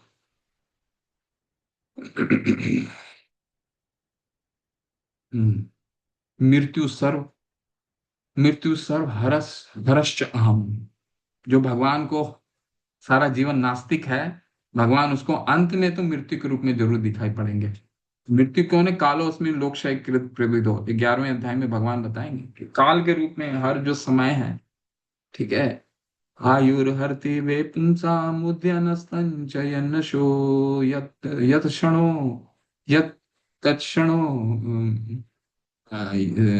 यत् क्षणो यत् नित्यम उत्तम श्लोका वार्तया। भगवान शास्त्र में कहते हैं कि आयुर्हर्ति वे पुंसाम उद्यन अस्तंचन यन्नसो तस्यते यत् क्षणो नित्यम। ये जो सूर्य का उदय और सूर्य का अस्त होता है, ये हमारा उम्र कम करता है।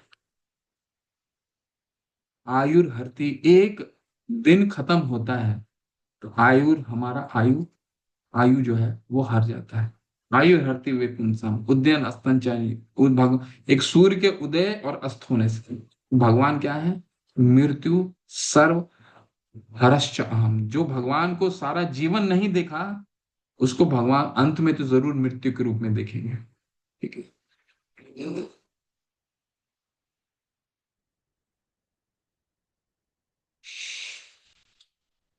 देखिए यहाँ पे इस श्लोक में आपको सामवेद क्यों भगवान कह रहे हैं सामवेदों में, तो देख लीजिए यहाँ पे है। आप इसको समझ लीजिए। इसको आप, ये सब टेक्निकल है, तो ये सब आप चीजें पढ़ सकते हैं और कुछ समझ सकते हैं। सामवेद विभिन्न देवताओं द्वारा गाए जाने वाला गीत का संग्रह है।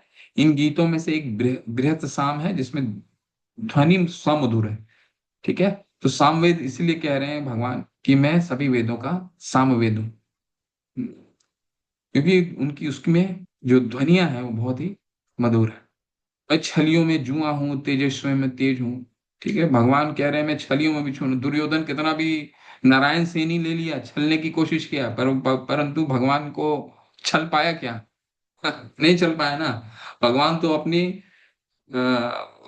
भक्तों को बचाने के लिए अपनी शस्त्र भी उठाने के लिए तैयार हो गए। तो भगवान तो सबसे बड़ी छलिया है।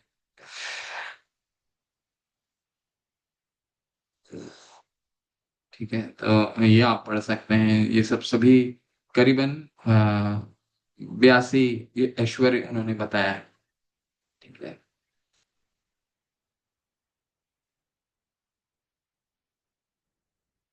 हे परंत मेरी देवी विभूतियों का अंत नहीं है, यहाँ पर उन्होंने बता दिया।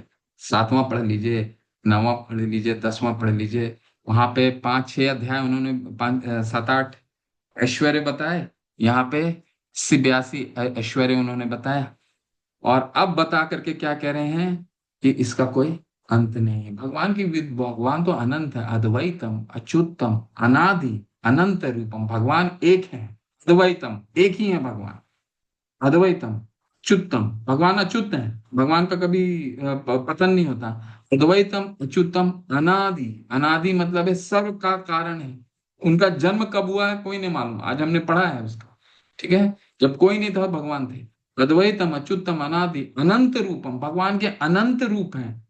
हम किसी रूप में हम उनको आराधना कर सकते हैं, भगवान के अनंत रूप हैं। ठीक है, भगवान की इसलिए विभूतियां अनंत हैं। लेकिन ये 80-82 के लिए क्यों उन्होंने बताया? केवल उनके लिए जो भगवान को अभी नहीं मानते हैं, नास्तिक हैं, उनको ये कहा जा सकता है, देखिए ये समुद्र है, ये भगवान की विभूति है। ये सिंह जो है, ये भगवान का रूप है, भगवान का विभूति है। इतना देखिए, जो भी विभूति हम देख सकते हैं यहाँ भगवान ने तो हम कुछ भी देख सकते हैं भगवान की विभूति को। हम जो भाषा का प्रयोग कर रहे हैं, हम जो लैंग्वेज, मुख, मुख का हमारा हिलना डुलना, आंख ना, ये क्या है? ये सब वेद शास्त्रों से आया है। हमें तो बोलना, हम तो बोल भी नहीं सकते। लैंग्वेज ये क्या है? ये ऋग्वेद में है, भाषा। हो सकता है हमने ऋग्वेद नहीं पढ़ा, लेकिन ये भाषा हम सीखे कहाँ है? परंपरा के द्वारा। हम अपने माता पिता, उनके माता पिता, कहीं ना कहीं से ये वेदों को द्वारा आया है।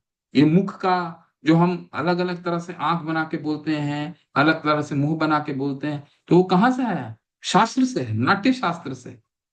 तो एक एक चीज जो है वो भगवान की विभूति है। भगवान की विभूति हर जगह है। भगवान ने बस एक उदाहरण के लिए 80-82 बताया है। अभी आगे बताएंगे, देखिए अंतिम के 2 श्लोक यही इसी में है। यद विभूति मत सत्वम श्रीमद उर्जित में वा तत्तदेवा अगच्छत्वम मम तेजो संभवम। तुम जान लो कि सारा ऐश्वर्य, सौंदर्य और तेजस्वी सृष्टियां मेरे तेज के एक स्फुलिंग मात्र के उद्धृत है।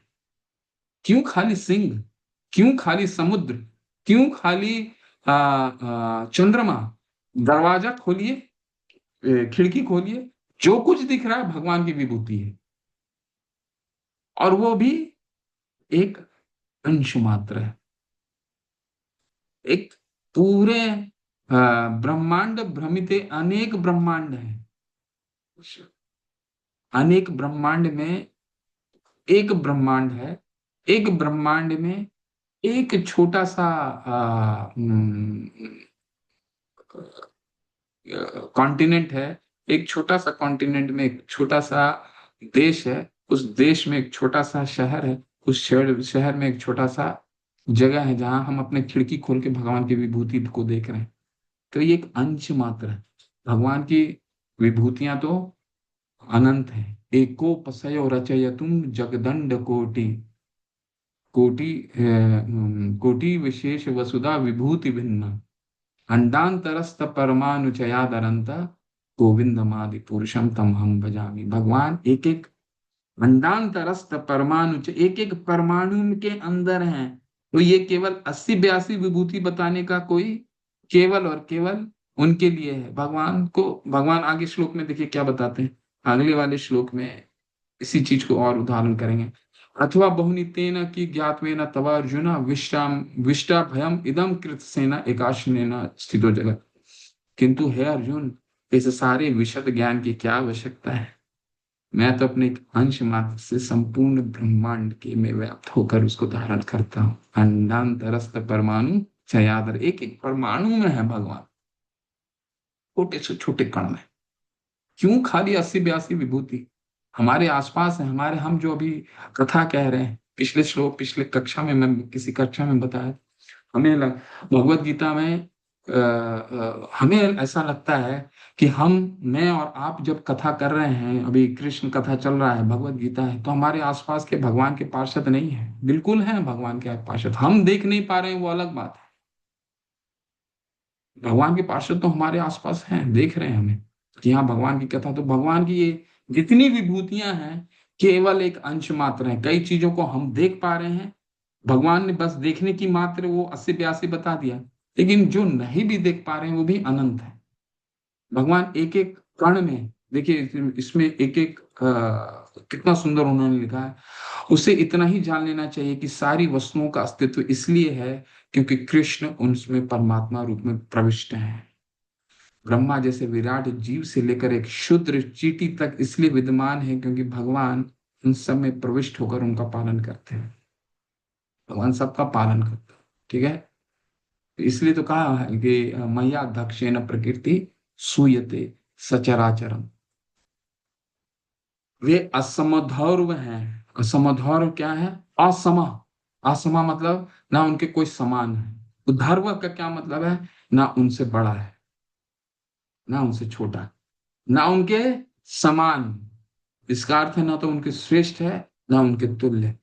पद्म पुराण में कहा गया है कि जो लोग भगवान कृष्ण को देवताओं की चोटी में, चाहे वो ब्रह्मा हो या शिव ही क्यों न हो, मानते हैं, वे पाखंडी हो जाते हैं। किंतु यदि कोई ध्यान पूर्वक कृष्ण की विभूति एवं उनकी शक्ति का अंशों का अध्ययन करता है तो वह बिना किसी संशय के भगवान कृष्ण की स्थिति को समझ सकता है और अविचल भाव से कृष्ण की पूजा में स्थित हो सकता है। तो ये हम तभी कर सकते हैं जब श्रीला प्रभुपाद जैसे भगवान के नित्य पार्षद का अनुवाद को हम पढ़ें।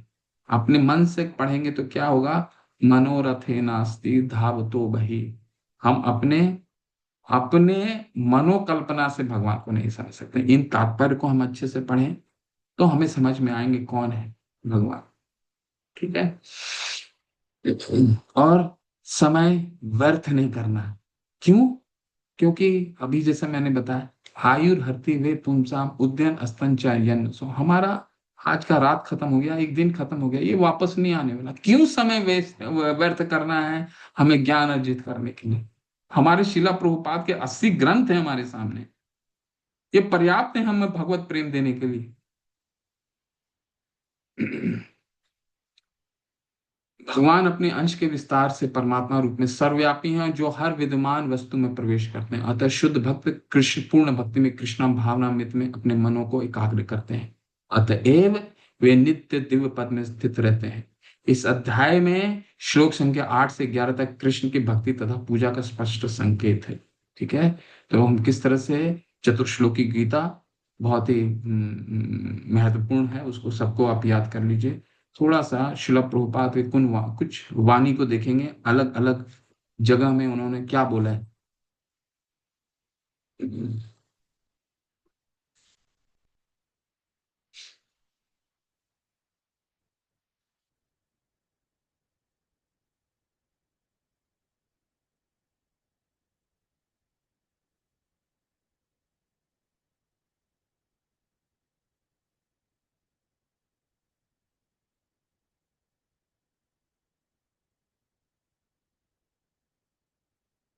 यह भगवत गीता का वास्तविक सार है। 10:8 के बारे में शिला प्रभुपाद, हम सर्वस्व प्रभु, मैं सब कुछ का मूल हूँ। जो इसे समझता है भजते, तो बस भजन इसके लिए है। इति मतवा। जब कोई ये समझता है कि कृष्ण ही सब कुछ के मूल हैं, जब कोई इस बात को पूरी तरह से समझ लेता है तो उसका भजन पूर्ण होता है। बस यही संबंध ज्ञान है, इसको ही हमें समझना है। इसीलिए शिला प्रभुपाद ने 80 ग्रंथ लिखे हैं, इसी एक शब्द को समझाने के लिए। जिस दिन हमें ये समझ में आ गया, वो हम अपने स्वरूप को समझ जाएंगे। क्या स्वरूप है हमारा? भगवान का दास, ठीक है। हम भगवान के क्या संबंध है, कि हम अगर 80 ग्रंथ अच्छे से शिला प्रभुपाद के सानिध्य में समझ लिए, उनके तात्पर्य को हम लोग समझ लिए, तो हम अपने स्वरूप को तो पहचानेंगे, ये निश्चित है, ठीक है। चलिए, ओके। शिला प्रभुपाद की जय। तो ये आपका 10वां स्कंद, 10वां अध्याय पूर्ण होता है। जय शिला प्रभुपाद। किसी का कोई संशय है?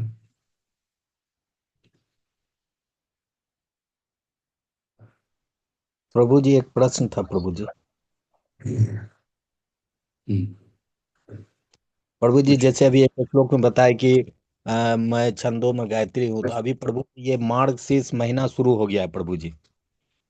तो बताया मार्गशीर्ष महीना भी मैं ही हूँ, तो ये मार्गशीर्ष महीना का अनुभव प्रभु जी हम लोग कैसे करेंगे, कुछ प्रैक्टिकल वर्ड में प्रभु जी। अब भगवत गीता, ये विभूति भगवान की विभूति अर्जुन बोल रहे हैं किन के लिए है?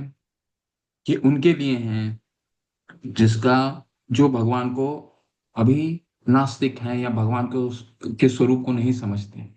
वो इनको विभूतियों के रूप में इनको समझ सकते हैं कि भगवान ये महीना है, भगवान सिंह है। हमें समझने की क्या आवश्यकता है? मैंने सिंह तो हमें प्रभु जी क्या हम करने की लोग आवश्यकता है? हमें तो शिला प्रभुपाद हमें क्या गाइड कर रहे हैं? मच्चत्ता मदगत प्राणम बोधयंत परस्परम। भगवान शिला प्रभुपाद के तात्पर्य को पढ़िए। हमें महीना समझने के लिए अपना, भगवान ने अंत में क्या कहा है कि ये तो मेरा अंश मात्र है। हम अगर ये समझने जाएंगे तो हमारा मत चित्ता मदगत प्राणम बोधयंत परस्पर कार्य रह जाएगा। फिर हमें भगवान का चिंतन करना, भगवान के बारे में भगवान का चैंटिंग करना, भगवान का नाम का स्मरण करना, ये रह जाएगा। फिर हम इन सब चीजों में उलझ जाएंगे। क्यों?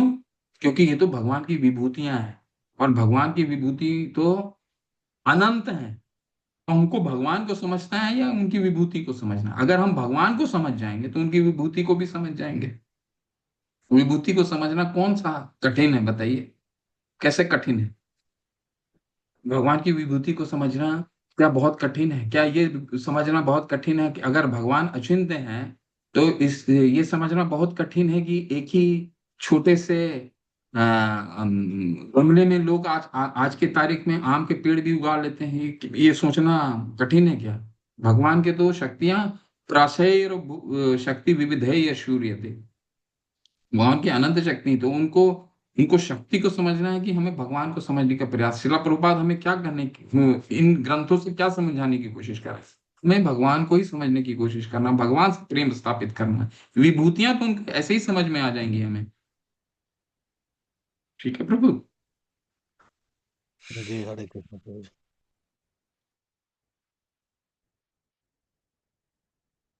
हरि हरि त्रिलोकी प्रभु, हरे कृष्ण प्रभु। त्रिलोकीनाथ मिश्रा प्रभु, हरे कृष्ण। हरे कृष्णा प्रभु जी। हरे कृष्णा प्रभु जी। आवाज आ हरे रही है? हरे कृष्णा प्रभु जी। जी जी जी। हरे हरि हरि। कृष्णा। बहुत बहुत धन्यवाद। बहुत हरे बहुत कृष्ण। अच्छी तरह से आपने व्याख्या किया है, विशेषकर चतुश्लोक की गीता का। मैं आभारी हूँ। एक प्रश्न मुझे खटक रहा है प्रभु जी, कि जो भगवान कह रहे हैं कि आ, महीनों में सबसे उत्तम हम अगहन मास, जबकि हम सभी कार्तिक मास को ही सर्वश्रेष्ठ मानते हैं। यहाँ तक कि दामोदर अष्टकम का गायन करते हैं, दीप जलाते हैं, तुलसी माता की पूजा करते हैं, और जगह जगह भागवत कथा का भी श्रवण करते हैं। और अगहन मास, जैसा कि इसमें लिखा भी है प्रभु जी ने, श्रील प्रभुपाद जी ने, कि यह अगहन मास अन्न उगाने का और फूल आने का, तमाम भौतिक जो पदार्थ हैं, उन पदार्थों का आगमन होता है, अवगाहन होता है। तो क्या हम भौतिक पदार्थ को लेकर के गहन मास को श्रेष्ठ मानेंगे, या कार्तिक मास जो भगवान के जन्म से, भगवान की लीला से लेकर के भगवान की भक्ति में जाने का जो महीना है, और भगवान के यशों के गायन का है? अगर हम भगवान द्वापर में त्रेता में जाएं, तो भगवान राम युद्ध करके लंका का विजय प्राप्त करके आए, और वहां विजय उत्सव मनाया गया, जिसमें हम दीपावली मनाते हैं। तो इस तरह की कार्तिक को हम क्यों यहाँ वर्णन न करके अगहन का वर्णन कर रहे हैं, ये थोड़ा खटक रहा है प्रभु जी। हम्म, हरे हरे हरे कृष्ण, बहुत सुंदर प्रश्न। देखिए ऐसा है कि श्लोक संख्या जब 7 में आप श्रील प्रभुपाद के तात्पर्य को पढ़ेंगे, तो ये विभूति योग भगवान ने बताया क्यों। विभूति वो योग भगवान ने तो सभी कुछ बता दिया, अपनी भक्ति के तरीके करने बता दिए। तो ये भगवान ने ये विभूति योग केवल और केवल, अर्जुन ने ये प्रश्न किन के लिए किया, अर्जुन ने प्रश्न उन लोगों के लिए किया जो अभी भगवान के अस्तित्व को नहीं समझते, भगवान को अभी नहीं जानते हैं। ठीक है, भगवान को अभी जैसे भगवान पे, भगवान को तो मानते हैं, हाँ कोई है भगवान, लेकिन अभी मेरे मेरे मेरी उस पे श्रद्धा नहीं है। तो ऐसे लोगों के लिए अर्जुन ने ये प्रश्न किया, ताकि भगवान की विभूतियों को देख करके वो उन पे आसक्त हो जाए। अगर वो कार्तिक मास बोले होते हैं, तो कार्तिक मास क्या है, ये तो भगवान को सर्वश्रेष्ठ सब सर्वप्रिय भक्ति का मास है। जो लेकिन उस व्यक्ति को भगवान, जिस व्यक्ति को भगवान पर श्रद्धा ही नहीं है, वो भगवान की भक्ति के मास को कैसे समझ पाएगा। तो भगवान ने उस चीज को सर्वश्रेष्ठ के रूप में बताया। हालांकि तो ये अंश मात्र है, सभी मास भगवान के सर्वश्रेष्ठ है, लेकिन उस महीने को सर्वश्रेष्ठ बताया जिस महीने में उत्पात होता है, अन्न की उत्पात होती है। तो जो भौतिकतावाद व्यक्ति है, वो तो भक्ति को भी नहीं समझ पाएगा। अगर आप उनको कार्तिक मास दामोदर अष्टकम के बारे में बताएंगे, तो उसको तो उतनी समझ नहीं आएगी। तो भगवान ने क्या किया कि जो चमत्कारी चीज है, जिससे उसका भोजन चलता है, जिससे उसका पेट चलता है, वो मांस को मैं बताता हूँ, ताकि शुरुआती दौर पे वो मेरी आसक्ति तो हो, वो तो ये तो समझ पाए कि अरे ये, हाँ ये तो ये तो सही बात है कि ये अनाज होता है, ये तो मेरे मुझे इस पे तो हमारा कभी ध्यान ही नहीं जाता कि भगवान, भगवान के द्वारा अनाज की, जो हम खाना खा रहे हैं, या अनाज की उत्पत्ति भगवान के द्वारा होती है। तो भगवान यस। ने भौतिक चीजों की सर्वोच्चता को स्थापित करते हुए अपने पर आसक्ति के लिए खींचने का प्रयास किया। मैं एक और उदाहरण से समझाने का प्रयास करता हूँ आपको। मेरे मेरे एक मित्र थे, जो गर्मी की छुट्टी पे अपने बच्चों के साथ हमेशा उनको जंगलों में घूमने का बड़ा शौक था। वाइल्ड लाइफ जो होता है ना, वाइल्ड लाइफ में घूमने का बड़ा उनको शौक था। तो मैं शायद ये बताया हूँ कि क्या। तो एक बार क्या हुआ कि वो गर्मी के छुट्टियों में बच्चों के साथ उन्होंने मुझे फोन किया और बोले कि मैं gym Jim Corbett Jim Corbett जाना चाहता हूँ। तो आपका कोई पहचान में आप उधर जानते हैं क्या। तो मैं बोला, मेरे परिचय में एक लोग थे, तो मैंने उनका नंबर दे दिया। तो मैंने उनको बोला कि तुम जाओ, अगर तुम दिल्ली जा रहे हो, दिल्ली से जिम कॉर्बेट क्यों जाओगे, तो तुम एक काम करना, 2 दिन के लिए तुम वृंदावन थोड़ा घुमाओ, वहां मंदिर है। अरे नहीं, उतना समय नहीं है, वृंदावन ठीक है, जब कोई टाइम मिलेगा और फिर वृंदावन घूम लेंगे। ठीक है। तो उन्होंने क्या किया, वो आए और जिम कॉर्बेट चले गए। तो ऐसे व्यक्तियों के लिए भगवान कहते हैं कि जो जिम कॉर्बेट जा रहा है, उसको देखो कि ये समुद्र की नदी, इतना बड़ा भगवान जंगल है, और उस जंगल की सुंदरता को वो अगर प्रोत्साहन, उसको उसको उसको वो चीजें, जंगल की जो सुंदरता है वो उसको लुभाती है, तो वो सुंदरता जो है वो भगवान की विभूति के रूप में अगर उसको समझ में आ जाए, तो तब उसको धीरे धीरे आसक्ति होगी। अरे ये जो शेर है, ये भी तो भगवान की विभूति है। ये जो जंगल में जो पानी बह रहा है, इतने अच्छे अच्छे पहाड़ हैं, इतने सुंदर सुंदर पहाड़ हैं, ये भी तो भगवान की विभूति है। तो शायद एक दिन ऐसा आएगा कि वो दिल्ली में उतरेगा, पहले वृंदावन जाएगा, भगवान का आराधना करेगा, फिर वो कहीं और जाए। तो मुख्यतः यही उद्देश्य है विभूति बताने का उन लोगों के लिए जो अभी वृंदावन के लिए या कार्तिक मास के लिए वो अभी उतने उत्साहित नहीं। ठीक है प्रभु। हरे हरे कृष्णा प्रभु, बहुत सुंदर, बहुत सुंदर। प्रभु जी ये इसका उद्देश्य देव उठैनी एकादशी से तो नहीं है कि प्रभु जी सो के उठते हैं तो नेक्स्ट मंथ जो है वो अघन है कार्तिक में। देखिए, हमारे लिए भक्ति में 360 दिन में से 300 दिन भगवान एक एक अंश में, आज हमने क्या पढ़ा, 40 और 41 का क्या श्लोक कहता है, 41वां श्लोक क्या कहा हमने, भगवान एक एक कण में भगवान सो के उठते हैं। ये तो हो सकता है ये कारण, ये कोई कारण नहीं है, लेकिन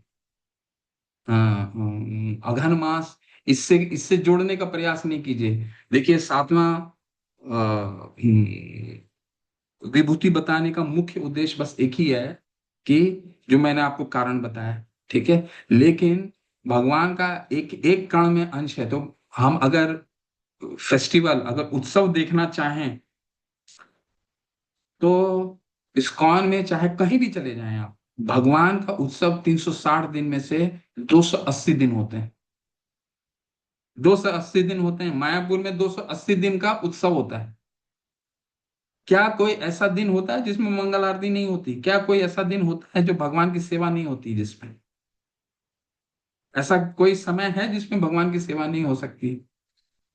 भगवान सोते हैं, ये विभूति है, ठीक है। इसको उसी रूप में समझने का प्रयास कीजिए कि विभूति बता करके भगवान उनको आकर्षित करते हैं जो भी भौतिकतावादी है, चमत्कार में बिलीव करते हैं। चमत्कार होने से हम बहुत लोगों को आकर्षण हो जाता है ना, कि अरे भगवान ये भी कर सकते हैं। भगवान, हाँ हाँ सही कह रहे हो, भगवान तो ये जो अनाज खाते हैं, ये इस महीने में बहुत सारा अनाज होता है, ये तो भगवान, उनको सोचने पे आप, हालांकि श्रद्धा है परंतु उतना विश्वास नहीं है कि ठीक है, ठीक है, ये उनके लिए, ठीक है प्रभु, समझ रहे हैं। और इसको विस्तार से हमें अगर समझना चाहें तो श्रीमद् भागवतम का दूसरा कैंटो का 3रा अध्याय, बहुत ही विस्तार पे इस पे चर्चा है, ठीक है।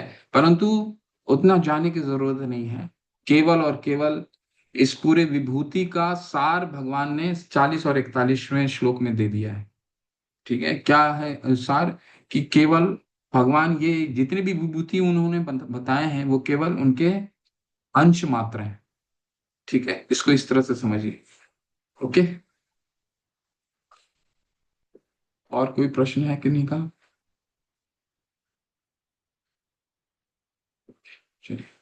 वाञ्छाकल्पतरुभ्यश्च कृपा सिन्धुभ्य च पतितानां पावनेभ्यो वैष्णवेभ्यो नमो नमः। अनंत कोटि वैष्णव वृंद की जय, श्रील प्रभुपाद की जय, नमः। श्री हरिदास ठाकुर की जय, निताई गौर प्रेमानंदे, हरि हरे हरि बोल। हरे कृष्ण प्रभु, हरे कृष्ण सभी। हरे कृष्ण हरे हरे कृष्ण। धन्यवाद।